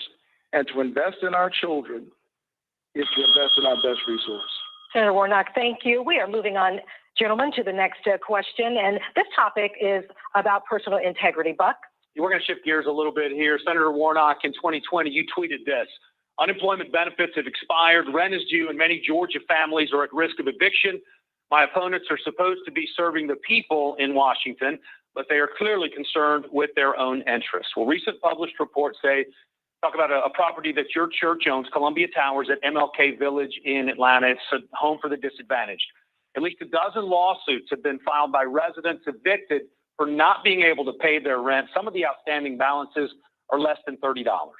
As someone who receives more than $7,000 a month for a housing allowance from Ebenezer Baptist Church, how do you explain this to Georgia voters who are struggling currently to make ends meet? Well, let me say that serving in the United States Senate and continuing to serve my church is the honor of my life. And it gives me a lens through which to do the work that I'm doing. But here's why you know I'm running against a desperate candidate. Anytime a candidate would stoop to the level of trying to sully the name, he and his allies, to sully the name of Martin Luther King Jr.'s church and John Lewis's church, you know that's a desperate candidate. Let me tell you about my church. My church is a Matthew 25 church. We spend every week, every day feeding the hungry and the homeless. They know that those false charges that they've created are not true. We stand up for poor people every single day, and I ran for the Senate to do at a policy level what we do at a local level every single day. I'm not going to be distracted by him and his allies. My people know the truth. They know the work we do every single day, and I couldn't be prouder of them. Proud to represent the Senate and proud to serve Ebenezer Baptist Church. So just to clarify, your position is that the allegations in these lawsuits are not true? I am saying that it is very obvious that my opponent and his allies are busy trying to sully Ebenezer Baptist Church. That's what I'm aware of. The truth. Switching gears a little bit here, sir. Your ex-wife filed a lawsuit asking for increased child support, saying that she had to pay for child care on days that your duties as a senator interfered with your parenting time, and citing significant increases in your income. In 30 seconds, what is your response to that lawsuit? Listen, I went through a divorce, like a lot of people. And while that was a painful period, what came out of that was two amazing children that I just talked to before I came on this stage. And my children know that I am with them and for them, and that I support them in every single way that a father does. Michigan homeowners, would you like to erase your electric bill for free this year? Right. You can with a brand. Pause it right there. Get past that commercial, and what we're going to do is go back to that clip. There was an article here from, okay, we come up on the break. Oh, Lord, these breaks. Okay. There was an article from NBC News that dealt with these brain damaged Black conservatives that are supporting Herschel Walker because they support the GOP agenda, which overwhelmingly is against African Americans. So for all you Simple Simon ass people who keep posting this nonsense on my thread, you need to go study politics before you post here, before you get embarrassed, because you have no understanding of politics and policies. We'll deal with this on the other side of the break. Listen to the African History Network show. I'm Michael Imhotep. We'll be back in a few minutes.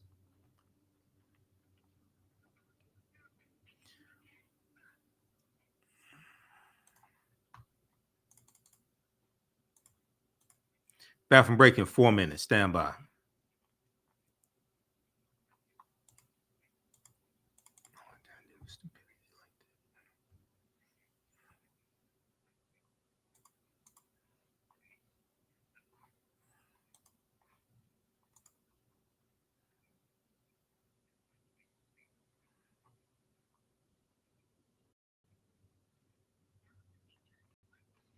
Back from break in 4 minutes.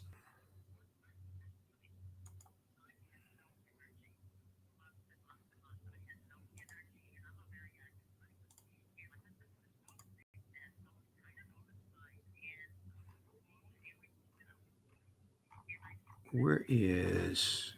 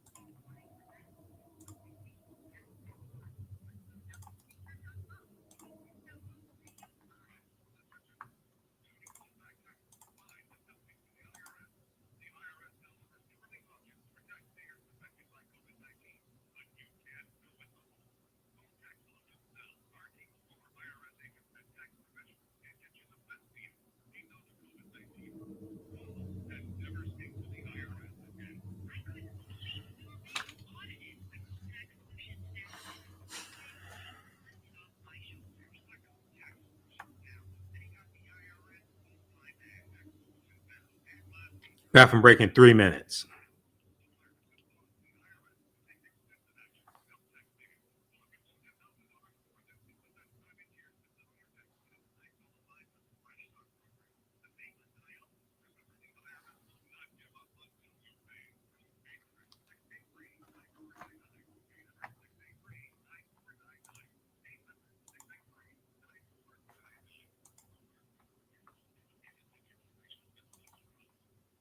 Stand by.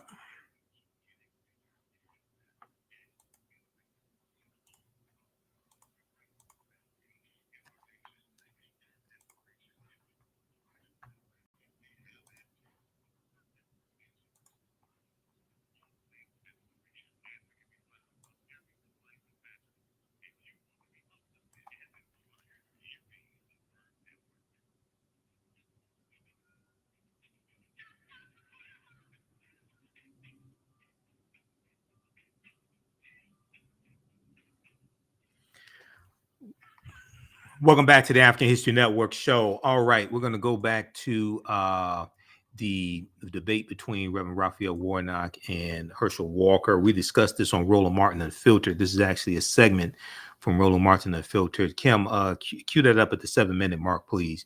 And this segment has been viewed over 300,000 times. I just checked it on Roland's YouTube channel. This is from Friday, October 14th, 2022. I'm a panelist each Friday on Roland Martin Unfiltered doing political analysis and historical analysis. Name of this clip is "There is no way in hell Georgia can even think about voting for fool Herschel Walker." But there really is, because you're dealing with a lot of white supremacists who want control of the U.S. Senate in Georgia. Georgia is a former Confederate state, and it has the largest Confederate monument of anywhere in the country called Stone Mountain. Okay, so yeah, it makes perfect sense to me, understanding history, being a historian. It makes perfect sense to me. Okay, let's go back to this clip, please, Kim. Been very transparent, and I'm not ashamed to admit it. And I say I had a mental problem, and I'll be a champion for mental health, because so many people suffer from mental health. But to have people like Senator Warnock that demonize mental health, when I want to tell everyone out there, you can get help. Don't listen to Senator Warnock and his people. You can get help. All you got to do is ask. All you got to do is ask. But the problem with the truth is you just saw it. You just saw it because he won't answer that about evicting the people from the church. And I told him I will pay I'll pay their salary. You're evicting them right now. We have not evicted. We have not evicted those. I didn't write the article. I didn't write the article. And most of the people out here spend my time. I'm okay with the discussion. If we start talking over each other, we have not evicted the Senate, and he should take that money and pay it back to the veterans that he exploited. While I like that too. And see, you can tell that he's not desperate, because if he had read in that thing, he would have saw that I had nothing to do with that. But he is so desperate right now, and he really wants that seat. He's now telling you, I didn't evict anyone. It is written in the paper. I didn't do this. Well, Senator, you did. And it's okay to speak the truth. Do not bear false witness, Senator. Do not bear false witness. Mr. Walker, to keep this moving, I want to follow up with you. You have been very open on Senator Warnock, we need to move forward here. You have been very open about your struggles with mental illness, and you even wrote a book about your diagnosis of dissociative identity disorder. We recently asked if you were still receiving treatment, and this is what you had to say. No, that's all done, and you don't need to. And that's why I tell people, I think one thing I told people, I've been open about it, and I was open about it, 14 years ago. Walker, in 30 seconds, can you clarify this? Are you saying you no longer have dissociative identity disorder, or is this something that you continue to this day? No, you don't have to have treatment for it. And I encourage people to continue to talk to people. I talk to my pastors. And I continue to get help if I need help. But I don't need any help. I'm doing well. But that's the reason why I tell anyone out there that is suffering from any type of mental illness, you can get help. All you got to do is ask. And I will always be a champion for mental health. And just to clarify, how can Georgia voters, though, be assured that this will not impact your ability to lead if elected? Because I'm ready to lead today. I'm ready to vote with the Georgia voters, whereas Senator Warnock has voted with Joe Biden 96% of the time. I'm ready to vote with the Georgia voters today. Thank you, gentlemen. We'll move on to our next topic. Tina? All right. And that topic, gentlemen, right is health insurance. Pause it right there. Georgia is one of 12 states that have not accepted federal funding to expand Medicaid under affordable. Georgia, there's no way in hell y'all could even remotely think about voting for that fool Herschel Walker. Matt, Jason, and Michael, I'm looking at comments on social. That is absolutely one of the dumbest people I have ever seen stand before the public to want to be a United States senator. Who am I going to start with first? Well, you can start with me, Roland. Fine, go ahead. Well, see, you got to understand Georgia and the white people in Georgia that support Brian Kemp, that support Donald Trump. This is the type of Negro they like. Dana Loesch, how do you pronounce her name? Lash. She said, Dana Lash said she doesn't care. Basically, what he did, he could abort baby eagles or what have you. This is about raw, naked power. This is what these white supremacists want. They want a dumb Negro who they can tell what to do, and he'll go vote the way that they want. They want to take back control of the Senate. They want to take back control of the House, shut all this stuff down, all these policies that have been beneficial to African Americans, and they want to stop any more of Biden's nominations to the U.S. Supreme Court, as well as the federal bench. This is about raw, naked power. They don't care how dumb the Negro is, as long as he does what they tell him to do. That's what they want. Matt? Michael's 100% right, but this is exactly why people have to not only go out and vote, they have to understand the issues and understand who they're voting for. What's so terrifying about this is there are going to be a lot of people who are going to see Herschel Walker and they're going to vote because they remember his football glory days. I mean, he's obviously not competent, and to me, to be a senator, and this is a question of basic competence, but that's exactly the fear, and I think Michael's right. I mean, what we're seeing is them beating this drum. If you notice in most of his answers, all he did was try to link Pastor Warnock to Joe Biden, right? And that's what we're seeing around the country. It's just the same messaging that you can't trust Democrats, you can't trust Joe Biden. And I mean, I understand that Herschel Walker's children, or at least one of his children, came out and said that he hasn't been honest about his past and a number of different things. So this is troubling. It's troubling that he has even any kind of momentum, and I'm hoping that the voters in Georgia do the right thing. Okay, stop Jason, at the end of the day. Kim, stop the clip. All right, thank you. Okay, watch that at on Roland Martin's YouTube channel. We have it there. It's been viewed over 300,000 times. It was just posted today. Read this article here because we're out of time here on 9:10 a.m. Superstation WFDF. Runoffs arose to limit power of Black voters in Georgia, much of South. Experts say, this is from 11alive.com. This gets into the history of the runoff elections for statewide elections in Georgia. Also, we've talked about this document here before. So many people commenting that don't read, so many people commenting on social media. I'm reading comments, people talking about Democrats like this. You obviously do not read. This document was updated June 19th, 2022. Fact sheet. The Biden-Harris administration advances equity and opportunity for Black Americans and communities across the country. This document that originally came out October 21st, 2021, then updated February 28th, 2022, then updated June 19th, 2022, is now 22 pages. It goes through and documents how the policies of the Biden-Harris administration are helping the African-American community. Compare this to what Republicans are doing, what Republicans are voting for, what they are proposing. You can't, no politician is perfect, no political party is perfect. Don't compare one group to the other. Don't compare one group to perfection or the almighty. Compare them to the alternative.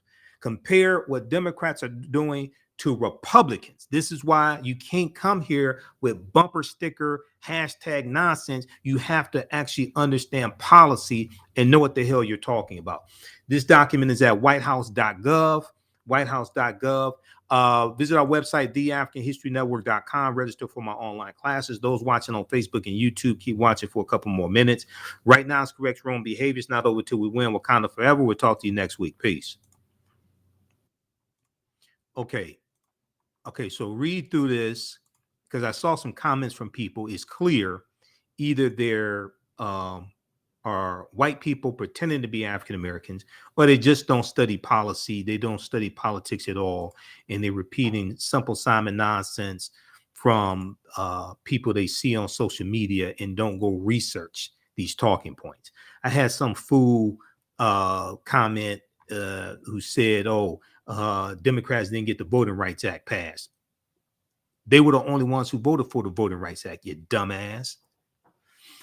The John Lewis Voting Rights Act passed the House of Representatives in August of 2021 by a vote of 219 to 211. All the Republicans voted against the bill. Democrats were the only ones who voted for the bill. The bill failed in the Senate, and all the Democrats voted for the bill in the Senate. You needed 60 votes in the Senate to get the bill passed. You only have 50 Democrats. All 50 Republicans voted against the bill, including 16 Republicans who are in the Senate right now, who in 2000, I think it was 2006, when the Voting Rights Act was renewed, they voted to renew the bill. 16 Republican, actually, when it was renewed, the vote was it was like 98 to it was like 98 senators voted to renew it back in I think it was 2005, 2006. Okay, if we look at this here, I want to pull this up. We dealt with this before.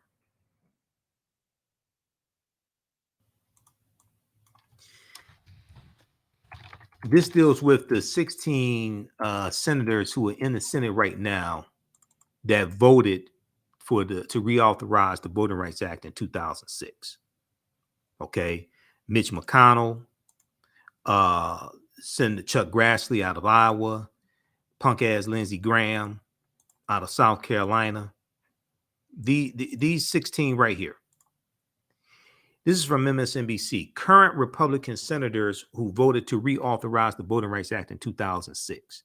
So I find it interesting when you have people that don't study politics, but choose to comment on it anyway, and say, "Oh, Democrats didn't get the voting rights bill passed," but you don't talk about the 50 Republicans that voted against the voting rights bill in the House, and 16 of them voted to reauthorize the Voting Rights Act in 2006. And you don't talk about the 211 Republicans in the House who voted against the bill, and all the Republicans and all the Democrats basically voted for the bill. This is why you have to get beyond headlines and get beyond these idiots on social media just putting nonsense out, deceiving our people. And why you have to understand, you have to vote people back into office who keep voting for your interests and voting, generally speaking, for bills that you advocate for. And you have to vote people out of office who keep voting against your own interests. Just throwing your hands up in the air saying you're not going to vote because you didn't get everything that you wanted. You focus on what was accomplished and you build upon that, and you vote the people out of office who keep voting against your own interests.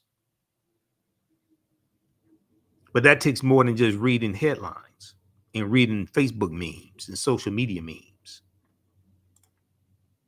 This is why Congress.gov, the website Congress.gov, is so important, because at Congress.gov, not only can you read the entire bill, if you want to read the bill, you can read a summary of the bill, which is much shorter. But most importantly, at Congress.gov, you can look and see who voted for the bill and who voted against the bill.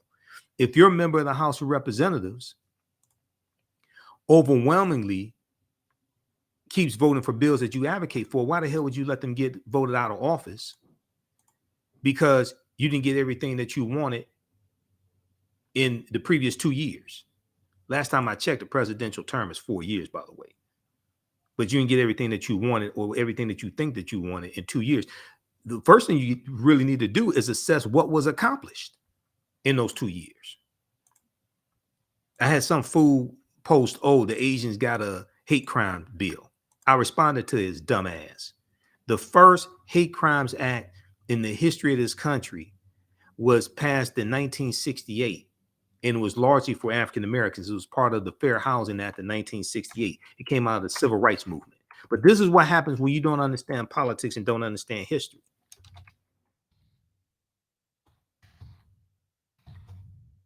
That was the first hate crimes bill in the history of this country. And then the bill that people think is the Asian hate crimes bill is not the Asian hate crimes bill. We've dealt with this a number of times on this show. That's the COVID-19 Hate Crimes Act. That's the actual name of it. If you go to Congress.gov, I've read the bill. If you go to Congress.gov, the actual name of the bill is the COVID-19 Hate Crimes Act. And if you actually read it, it also applies to African Americans. We don't read. We just repeat nonsense. That bill is not race specific. And it deals with collecting data, by the way. It is not race specific. It is not a bill only for Asian Americans, even though it was spurred by a drastic increase in the attack on Asian Americans. If you actually read the bill, it applies to all people regardless of race or ethnicity, and it only deals with COVID-19 related hate crimes. This is why you got to read this stuff. It only deals with COVID-19 related hate crimes, not race related hate crimes. That's why you have to read. I want to pull this up here.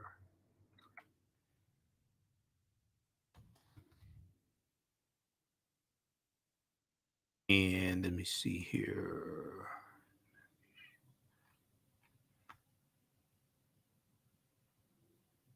If we can get the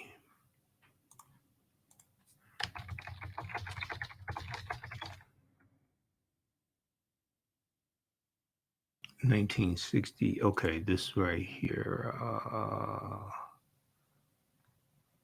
Okay, this is from justice.gov. U.S. Department of Justice, which was created, Department of Justice was created in 1870, largely to enforce the new rights of African Americans. That's why the Department of Justice was created during Reconstruction.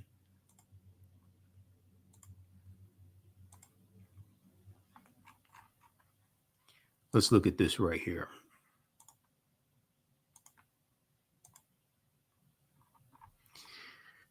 United States Department of Justice, the website is justice.gov.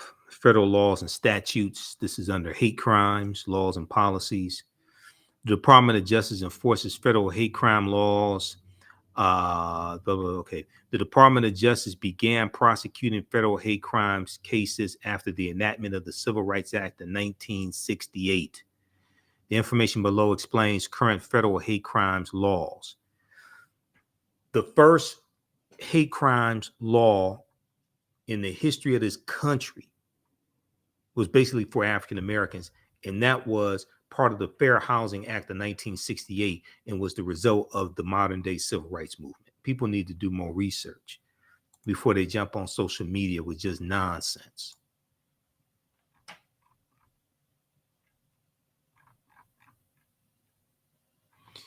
All right, and then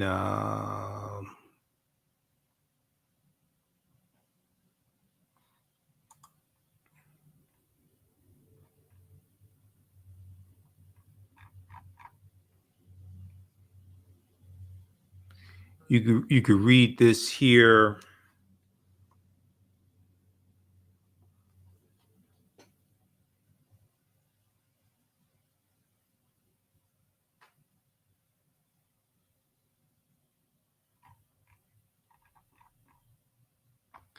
This one right here, this deals with the COVID-19 Hate Crimes Act. This is at congress.gov. You can actually read the bill. This is a short bill. It deals with collecting data.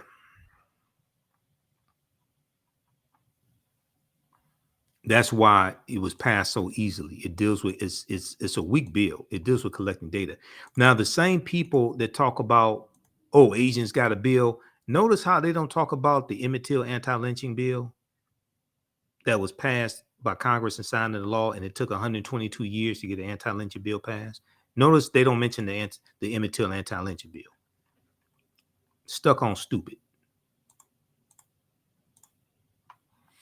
All right, so check that. Let me post this here again.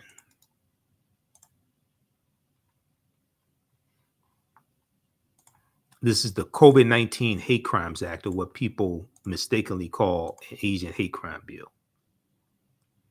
They don't mention the first hate crimes bill in the history of this country was in 1968, signed by President Johnson, and that's basically for African Americans. They don't mention that at all. Wonder why.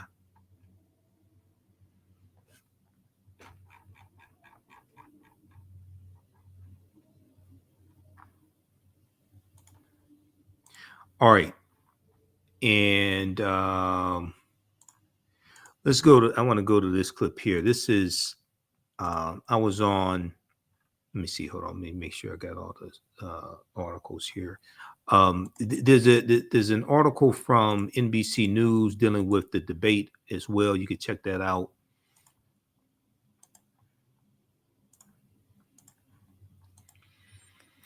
Warnock and Walker clash over abortion, family strife, and more in high stakes Senate debate. Okay, you can check that out as well. Those Black Republicans that are supporting Herschel Walker, they're saying basically they don't care how dumb he is, they don't care what he says. They want Republicans to take back control of the Senate, which would be detrimental. They remind me of Isiah T. Montgomery. Now, you may be asking, if you don't watch this show regularly, you may be asking, who was Isiah T. Montgomery? Isiah T. Montgomery was the only African-American representative at the Mississippi State Convention of 1890. And white supremacists in the Mississippi State Legislature rewrote the state constitution to impose poll taxes and literacy tests to suppress the African-American vote. They also imposed a property ownership requirement as well. So they did this to suppress the African-American vote. Okay, in a state where African Americans were the majority of the population. This article here, the Mississippi plan to keep blacks from voting in 1890. We came here to exclude the Negro, from the Washington Post, May 1st, 2021, by Ronald G. Schaefer. Solomon Saladin Calhoun was the white county judge who presided over the state constitutional convention. He said, let's tell the truth. If it burst the bottom of the universe, we came here to exclude the Negro. We came here to exclude the Negro. Nothing short of this will answer. Now, delegates eventually adopted a literacy test and poll tax geared to suppress the black vote in a state with a black majority. The Mississippi plan became the model throughout the South, part of a raft of racially oppressive Jim Crow laws that ended Reconstruction. All right, now, Isiah T. Montgomery was a former slave, and he was the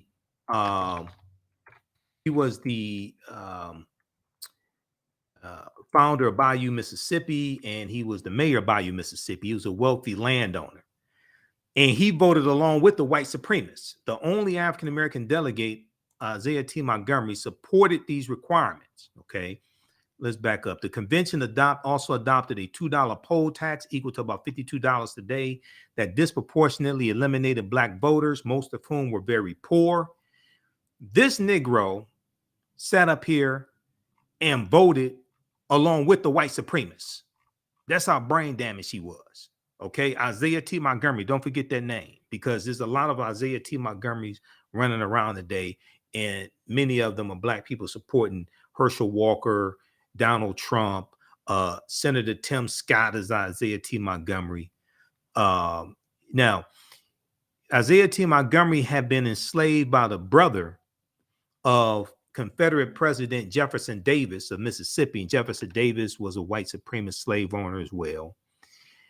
He's one of the 3 traitors to the Union that's on the Stone Mountain. Carved in the Stone Mountain, you have General Robert E. Lee, Jefferson Davis, and I think that's Thomas Stonewall Jackson on the side of Stone Mountain in Georgia, the largest Confederate monument anywhere in this country.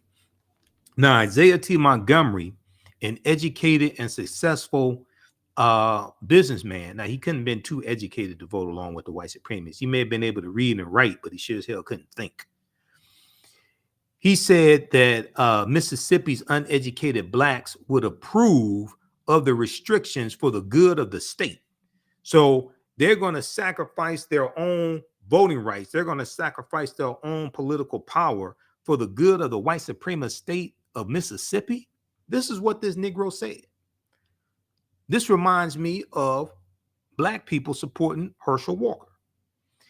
Isiah T. Montgomery's optimistic view was that African Americans would be treated equally would be treated equally as their educational level rose. Okay? Quote, the two great races shall peaceably travel side by side, each mutually assisting the other to mount higher, end quote. He declared in a nationally publicized speech at the convention. Now, you'll be happy to know that Frederick Douglass, the great Frederick Douglass, who was still alive in 1890 because Frederick Douglass dies in 1895, Frederick Douglass called Isiah T. Montgomery a race traitor. A race traitor. And he was absolutely correct.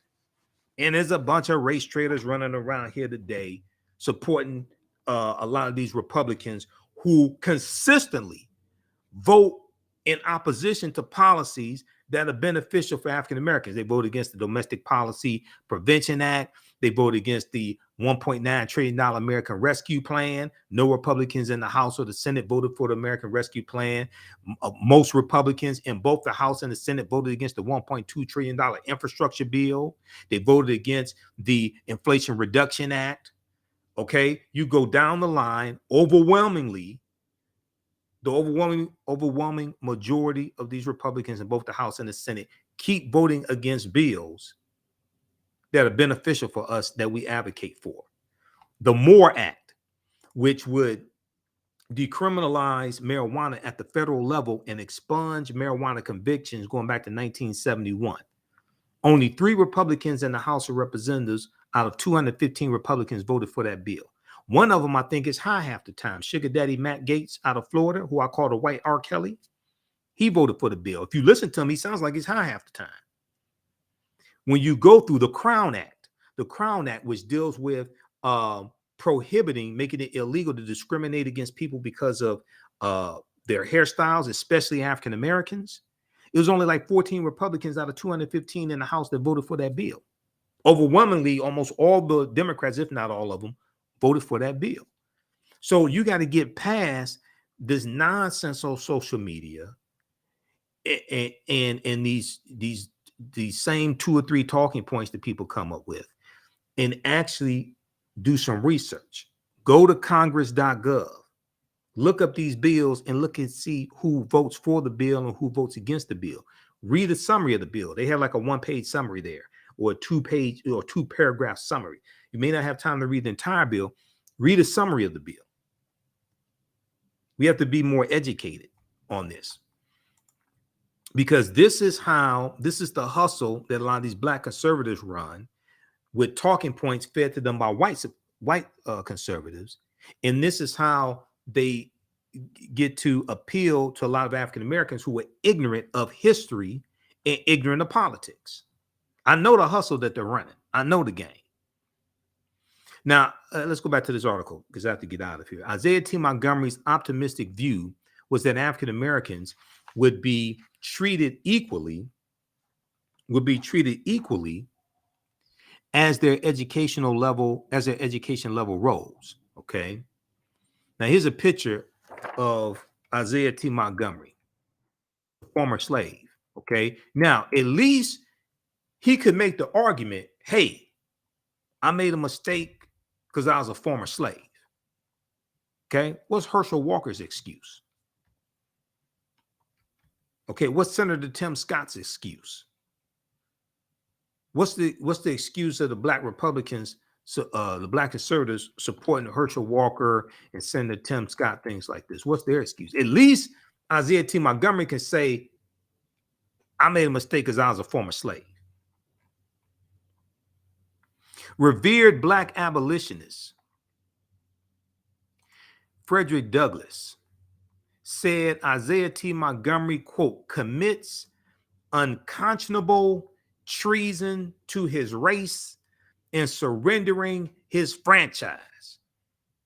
The great Frederick Douglass said Isiah T. Montgomery, quote, commits unconscionable treason to his race in surrendering his franchise, end quote. This is the same thing that Black Republicans are doing supporting Herschel Walker, because they want the GOP to take back control of the Senate and stop bills from the Biden-Harris administration being passed through the Senate They want to stop the federal judge nominations, Supreme Court nominations, all of this.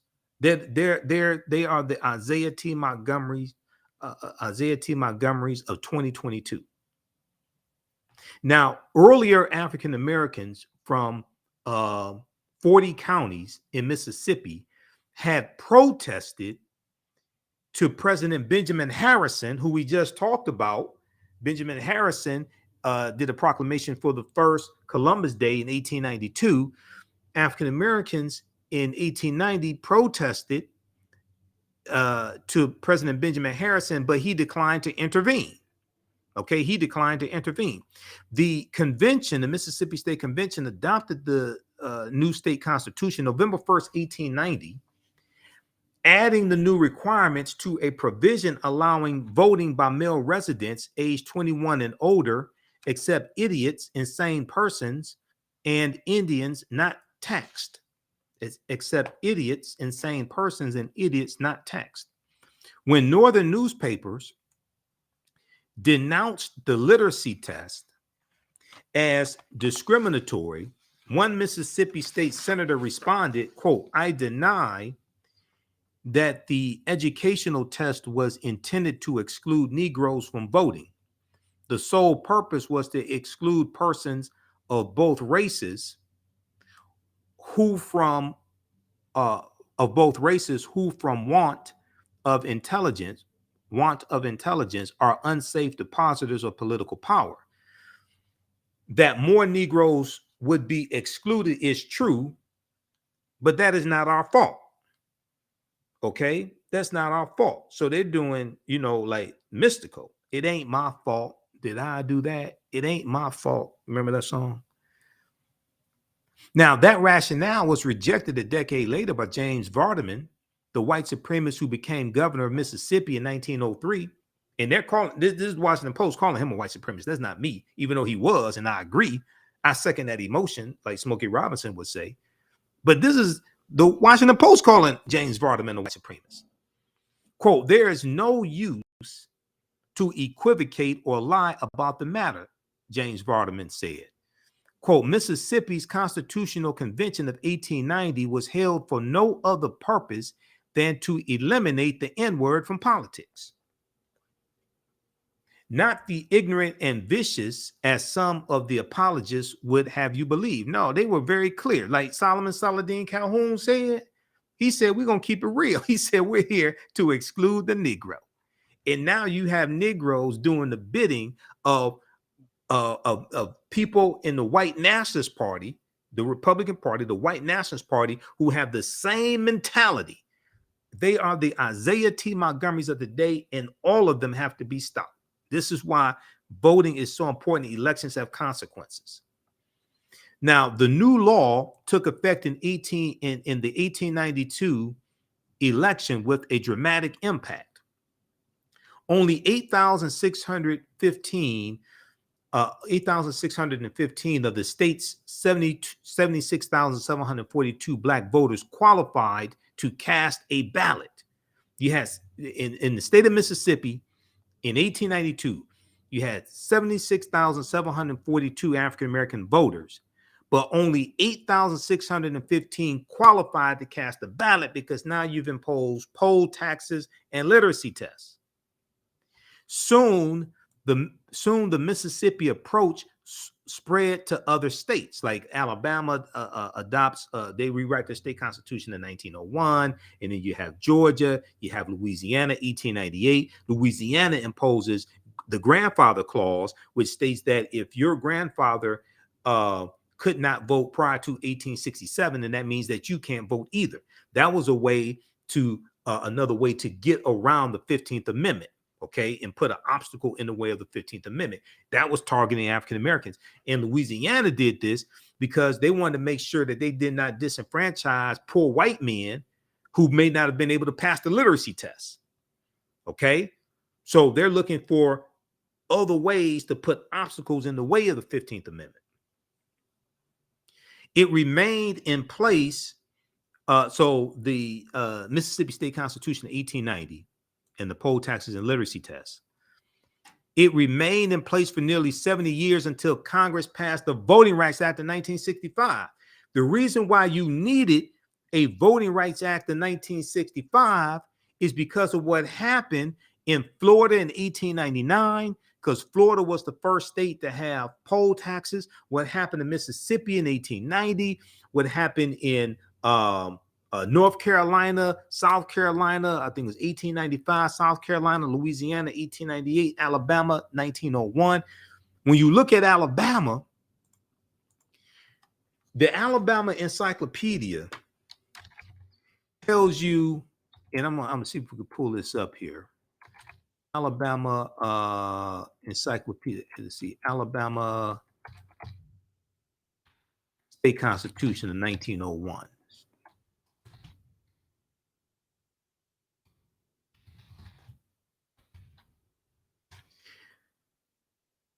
Encyclopedia Alabama tells you that it was created to codify white supremacy. Right here. Let's look at this here. Now, this stuff here dealing with the 1890s and things like this. We deal with this in the second online history class that I teach, from the Civil War to the Civil Rights Movement and Black Power, 1865 to 1968. Okay, so some of this content, we go deep into this and we look at some of these state constitutions. This is from Encyclopedia Alabama, encyclopedia of Alabama.org. Okay, Alabama Constitution of 1901.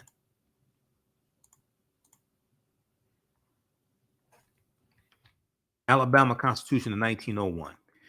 It tells you, written primarily to codify white supremacy. Let me make sure everybody can see this, for the people who just want to post all this nonsense and don't do no research. Okay. Written primarily to codify white supremacy by disfranchising blacks. The Constitution of 1901 continues to shape America, continues to shape Alabama politics in the 21st century. Continues to shape Alabama politics in the 21st century. The Constitution also concentrated power in the state legislature, decreased opportunities for home rule, and established voter requirements that even many white men could not meet, reducing the political influence of the state of Alabama's many poor whites. The political developments that led to the Constitution of 1901 originated in the post-Civil War Reconstruction era. After Reconstruction, during the Jim Crow era, because Reconstruction is 1865 to 1877. And then during the Jim Crow era, the state legislatures are passing laws, starting with Tennessee, 1881, Tennessee state legislature.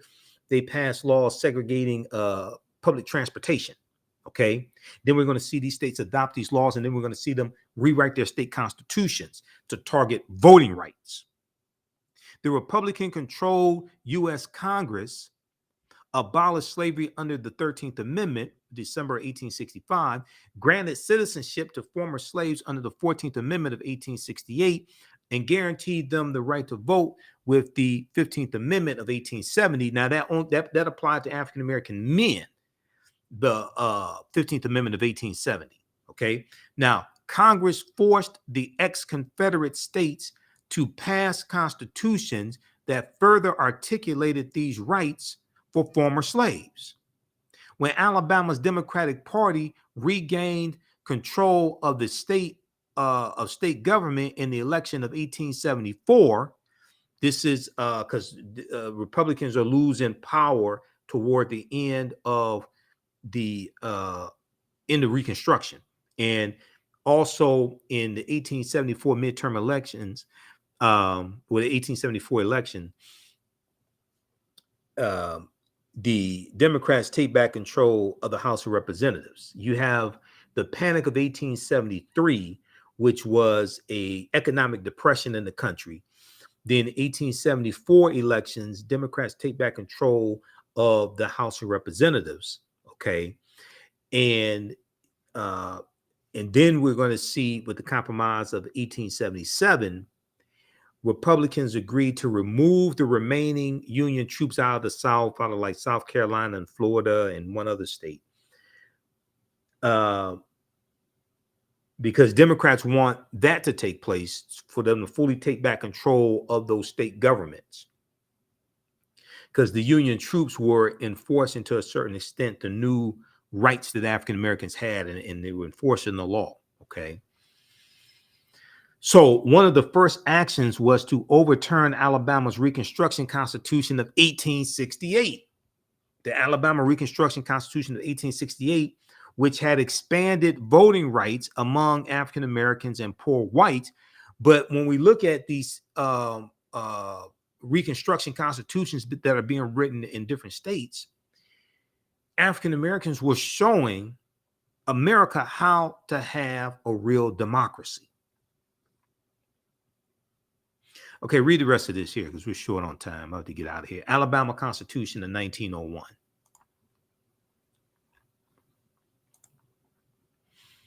Okay, now, let's see, Isiah T. Montgomery. Okay, so we get, okay, I got that done.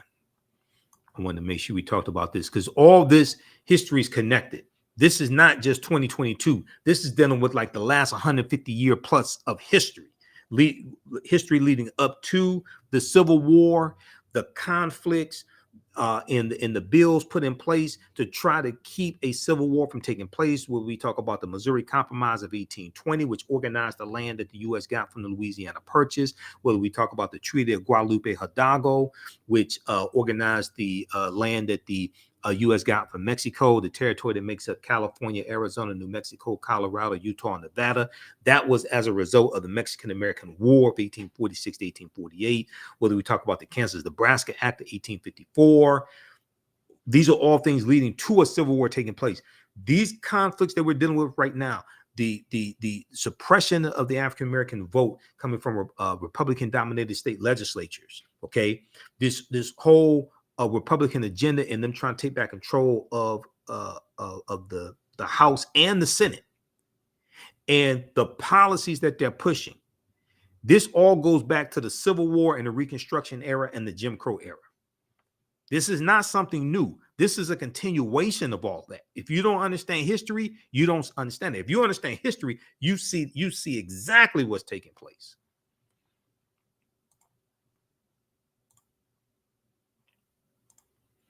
Okay, what I'm going to do here for the sake of time, I'm going to squeeze in this segment from Farajii Muhammad's show, The Culture.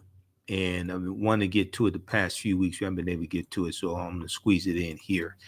We were talking about Queen Elizabeth II passed away. This is from September 13th, 2022. September 13th, 2022. I was on Farajii Muhammad's show, The Culture, which is on the Black Star Media Network. It's on Roland Martin's network. And so we dealt with Black struggle and the Queen Elizabeth II. We talked about can we separate the two? There were Britain colonized over 25% of the world. We dealt with colonialism and slavery and some other things also. Let's go to this clip here. Just a second. Let's cue this up.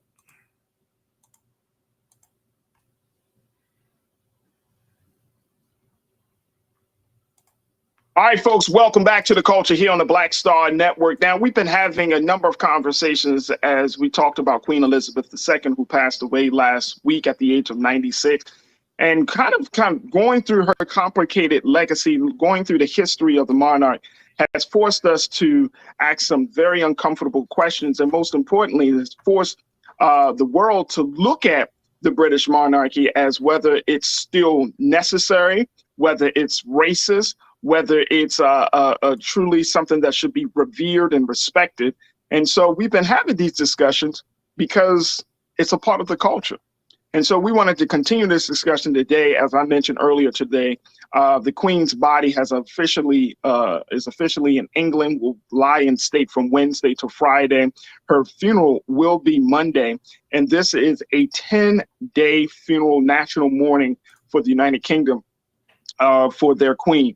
But we wanted to bring in historian and scholar, Brother Michael Imhotep, to talk to us a little bit about the Queen's relationship to Africa and to Black people, and how Black history, or how history will see the Queen. We're also going to be joined by our culture crew members, Lise Winnie and Iman Heath. Brother Michael, thank you again, brother, for joining us. Always good to have you, dear brother. How are you this afternoon? Oh, I'm all right, Farajii. How you doing, brother? Thanks. I'm staying Black, Brother Michael. Yes. I understand that. I understand that. Look, let's talk a little bit about this Queen Elizabeth II. People have been looking, now that her life is over, people are asking the question, you know, we're seeing all types of debates about how history is going to view the Queen, especially in her relationship to Black people, Black Africans, to African nations, to Black people in this part of the world. What would you say? What is the right view, or the proper way for us to look at this complicated legacy of Queen Elizabeth II? Well, I think it's one that cannot be separated from colonialism and the oppression of African people on the continent of Africa, in the Caribbean. You also have India as well. India was a colony of Great Britain also. So there have been a number of articles that have been written dealing with this. One of them is a good one from CNN. Cloud of colonialism hangs over Queen Elizabeth II, dealing with her relationship over Queen Elizabeth's legacy in Africa. And it deals with Kenya. We know that Kenya was a colony of Great Britain, and you're going to have the Mau Mau Rebellion of 1952-1956 that starts basically soon after she becomes queen in 1952, after her father, King George VI, dies. And you're going to have 150,000 Kenyans put into internment camps, concentration camps. Estimates are that it was a total of about 1.5 million who are going to be confined to their homes and have to have movement passes, things like this. But they inflicted torture on them, brutality, castration on African men in Kenya during the Mau Mau Rebellion, raping of African women. A lot of people. So I've read a number of different articles dealing with this. Okay. And when we look at it from the perspective of white people in England, the majority of them see her as the monarch of 70 years, someone who was constant, someone who was a rock, regardless of wars going on and things like this. The monarch was always a foundation, always a constant. Okay. Right. Other people who came from countries that were colonized by Great Britain, a lot of them don't see it that way. A lot of them see her as part of that whole machinery, that whole British Empire that colonized 100 years ago, colonized 1/5 of the world population. And then when she became queen in 1952, about a little more than 25% of the world population was under British rule. It was a little more than 700 million people. I read that. Yeah, but now that's at a time when the population of the world was about 2.5 billion. 700 million people were under British rule. So I have a couple of graphics here that I think would help. And I did this on my show, the African History Network show. I want to put this, I guess I put it in the chat for you to see this. If your team could bring this up, okay? This is a map of the world, but I just posted it here. I just posted the link. If they could bring this up on the screen. This is a map of the world, but it shows the nations that declared their independence from Great Britain. And it's one thing to read it, and we're going to focus on the African nations. Okay, so Great Britain gets a lot of these African nations from the Berlin Conference of 1884, 1885, when these 14 European nations they meet in Berlin, Germany. They carve up Africa into colonies, and Great Britain is going to be one of the countries that gets the most. Great Britain and Portugal, things like this. Okay, but Great Britain gets a lot. Can we zoom in? Can you zoom in on that? Yeah, we want to see if we can do. There we go, Keenan. Yeah. Should be able to. Brother Michael's taking us to school right now. I'm feeling this. So if we look at this map here, right? This is a list of the countries that have gained independence from the United Kingdom. All right, and there are other maps out there, but those maps show the flags of the nations. This one actually shows the names of the nations. Okay, so over to the left, we know the United States, 1776. That's the Declaration of, and that's the during the American Revolutionary War, which is 1775 to 1783. So they fought for their freedom, but kept us enslaved. All right, Canada, 1931.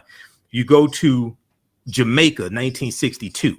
Now, what's interesting about Jamaica is that Jamaica was first colonized by the Spanish. It was conquered by Christopher Columbus in 1494 on one of Columbus's 4 voyages. But Great Britain, they go to war with Spain in 1655, and they hijack Jamaica from Spain. Okay, and we're going to see this happen. We're going to see if we just go back in history for a minute.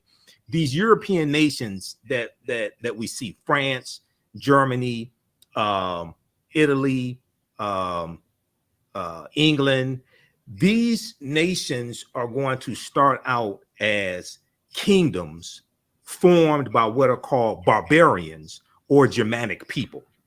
The Anglos, the Saxons, the Jutes, the Lombards, the Picts, the Franks, the Alans, the Vandals, the Visigoths. These Europeans have been fighting and killing each other for hundreds of years. Okay, then they organize themselves into kingdoms, then organize themselves into nations. And then when these nations come out of the Dark Ages, going to the Renaissance age in about the 14th century, the teachings that the African Moors took into Europe in 711 AD, coming from ancient Africa, are going to bring Europe out of the Dark Ages. Then they start exploring and they start conquering other people's land, especially these Caribbean nations. And Christopher Columbus really helps the transatlantic slave trade to expand. He conquers the Bahamas, Puerto Rico, Cuba, Honduras, Panama, Jamaica. And then as these other European nations get involved in the transatlantic slave trade, because Spain was the second one involved in the transatlantic slave trade. Portugal was the first one in 1441. Okay, and if you look at a map, Spain and Portugal are right next to each other, and Spain and Portugal are right above Morocco. So the African Moors are going from Morocco into what was called the Iberian Peninsula, today known as Spain and Portugal. And, they fight against the Vandals and Visigoths and conquer them and conquer portions of Spain and go throughout Europe. But what you're going to see is you're going to see these Europeans fighting and killing each other over these new lands that they're conquering.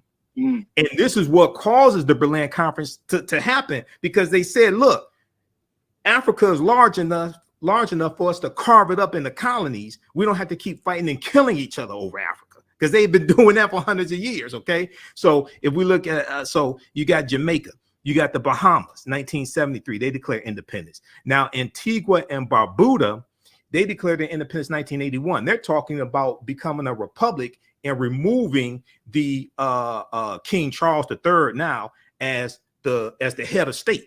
Okay, but if we go over to, and then you got Trinidad, Tobago, you got Barbados, Grenada, a lot of these places that people, especially Europeans, like to go on vacation, these were conquered by Europeans, especially Christopher Columbus, but also the British. Well, if we go look at Africa, okay, you look at these, is one thing to read it. It's one thing to read the names. It's another thing to see it on the map. All these nations were conquered by Great Britain, and they were colonies. You got Gambia. These are the years they declared their independence. And most of these nations Great Britain got from the Berlin Conference of 1884 and 1885. Gambia, 1965, declared their independence. Sierra Leone, 1961. We know Ghana, 1957, Kwame Nkrumah, right? And Dr. King went to Ghana for the celebration, and he went every year on the anniversary of the celebration as well. Dr. King went to Ghana for this. Nigeria, 1960. Botswana, 1966. South Africa, 1931. Lesotho, which is an enclave of South Africa. Lesotho is a country within South Africa. They declared their independence 1966. Swaziland, 1968. Zimbabwe, 1980. Malawi, 1964. Tanzania, 1961. Kenya, 1963. Sudan, 1956. Egypt, 1922. Okay, so if you just go from left to right across this map, these are all nations that were colonies of Great Britain. Okay, Australia, okay, wow. Pakistan. And because of the partition of India in 1947, this is what splits Pakistan from India. Pakistan, well, Mike, let me just put a pause, because I know we got to take another pause. But I'm sorry. Go ahead. No, you good. Because I think that, and some people are checking in and looking at this map, and some folks are saying, like, understanding, like, okay, how we get that far back, because some of these things happened before the queen was even born in some cases, right? Exactly, right. But I think that it's important that you in 30 seconds or so, give us a context in terms of, why is understanding, like, all of these relationships, all of these changes, and why is this important to understand where the queen stood on Black and African issues? Right. Why is knowing this level of history important? Right. So first of all, I think it's important to note, based upon their constitution and the role of the monarch, they cannot speak out on political issues. They don't take political positions. However, the monarchy and that's I don't know when that went into effect, but that's what it is currently, and it's been like that for the past few decades. But they definitely benefit from this. And they definitely benefit from the treachery, from the colonialism, from a history of slavery, and England being involved in slavery from 1562 to 1834, when they officially abolished slavery. Now, they paid 46,000 British slave owners reparations, but didn't pay reparations to the 800,000 Africans that they freed. Okay, this is in British history. Right. So when you talk to, like, MSNBC, they were in Kingston, Jamaica this past weekend on Sunday, and they interviewed the head of the Universal Negro Improvement Association. They interviewed a brother who's a Rastafarian. These people who are the descendants of those who were colonized by Great Britain, they don't make a big distinction between one colonizer and another colonizer. They see them all together. And I totally understand that, because Great Britain made billions, if not trillions of dollars off of enslaving and colonizing people, okay? And extracting the mineral wealth from those nations. So these nations so the cries of reparations are becoming even louder, and they should, from these nations. Barbados, who declared their independence, who became a republic, formed as a republic, already declared their independence, but formed as a republic November 2021, and named Rihanna as a national hero. So when you go read articles like this, like the one from the New York Times dealing with, there's a really good one from the New York Times that just came out on Friday. In Africa, the Queen's death renews a debate about the legacy of the British Empire. I saw that. Yeah, these people whose relatives were killed, like Professor Uju Anya from Carnegie Mellon University, who was born in Nigeria, and her family, she had family members killed during the Nigerian Civil War, and we know that the Great Britain was involved in this. They don't make a distinction. Some of them are happy that she's dead, and wish some others will go along with them. Okay. What is important, I think this is an important opportunity, number one, for the real history to be taught, because more and more articles are being written about the involvement of Great Britain and colonialism and the wealth that Great Britain built from enslaving and torturing people and taking people's lands. Number one. Number two, I think we have to push for reparations now, especially from Great Britain. And it's an international movement. I think we have to do this now more so than ever before. And some people may say, well, we want reparations from the United States. I agree with that. But the 13 colonies that became the United States started out as British colonies. That was under the control from Great Britain. They were involved in slavery here in this land before the U.S. even came into existence. Hey, Brother Michael, listen, I want to put you on pause because I know when we come back, we're going to continue this conversation. Okay. We're going to get I certainly want to bring in my online culture crew. We're going to bring Lisa and Iman. I'm loving everything you're putting out there. I think it makes so much sense for us to have a historical context, but then more importantly, to understand the relationships. And look, people are checking in, and I think, and Robert Redricks, you put this out there, Robert. This is the first time I'm hearing from you, so I welcome you to the show. Robert, you said something I think that a lot of people probably feeling, and they may not know how to say it, but you said, I never really studied or knew the background of the British colonies, and I'm 54 years old, shaking my head. Robert, that's why you come to the Black Star Network and the culture. Right. You know what I'm saying? Because you learn something. Exactly. And I mean, this ain't racism. No, this ain't racism. This is history. This is actual fact. This can be, and you know what I'm saying? And I think, and I appreciate you, Robert, because you putting your vulnerability out there. But we do need to help to make the connections, because in modern 2022, in our culture is so like mishmash. There's such a melting pot of facts and fiction. It's hard for people to differentiate between the two. And I think it's important. That's why it's important. That's why I loved having you on and other voices on, because to give us a distinction between what is actual history, what is opinion, what is facts, what are lies. This is the stuff that we need, and this is why it's important. Folks, stay with us. We're going to continue to check in with Brother Michael Imhotep, host of African Heritage News Network.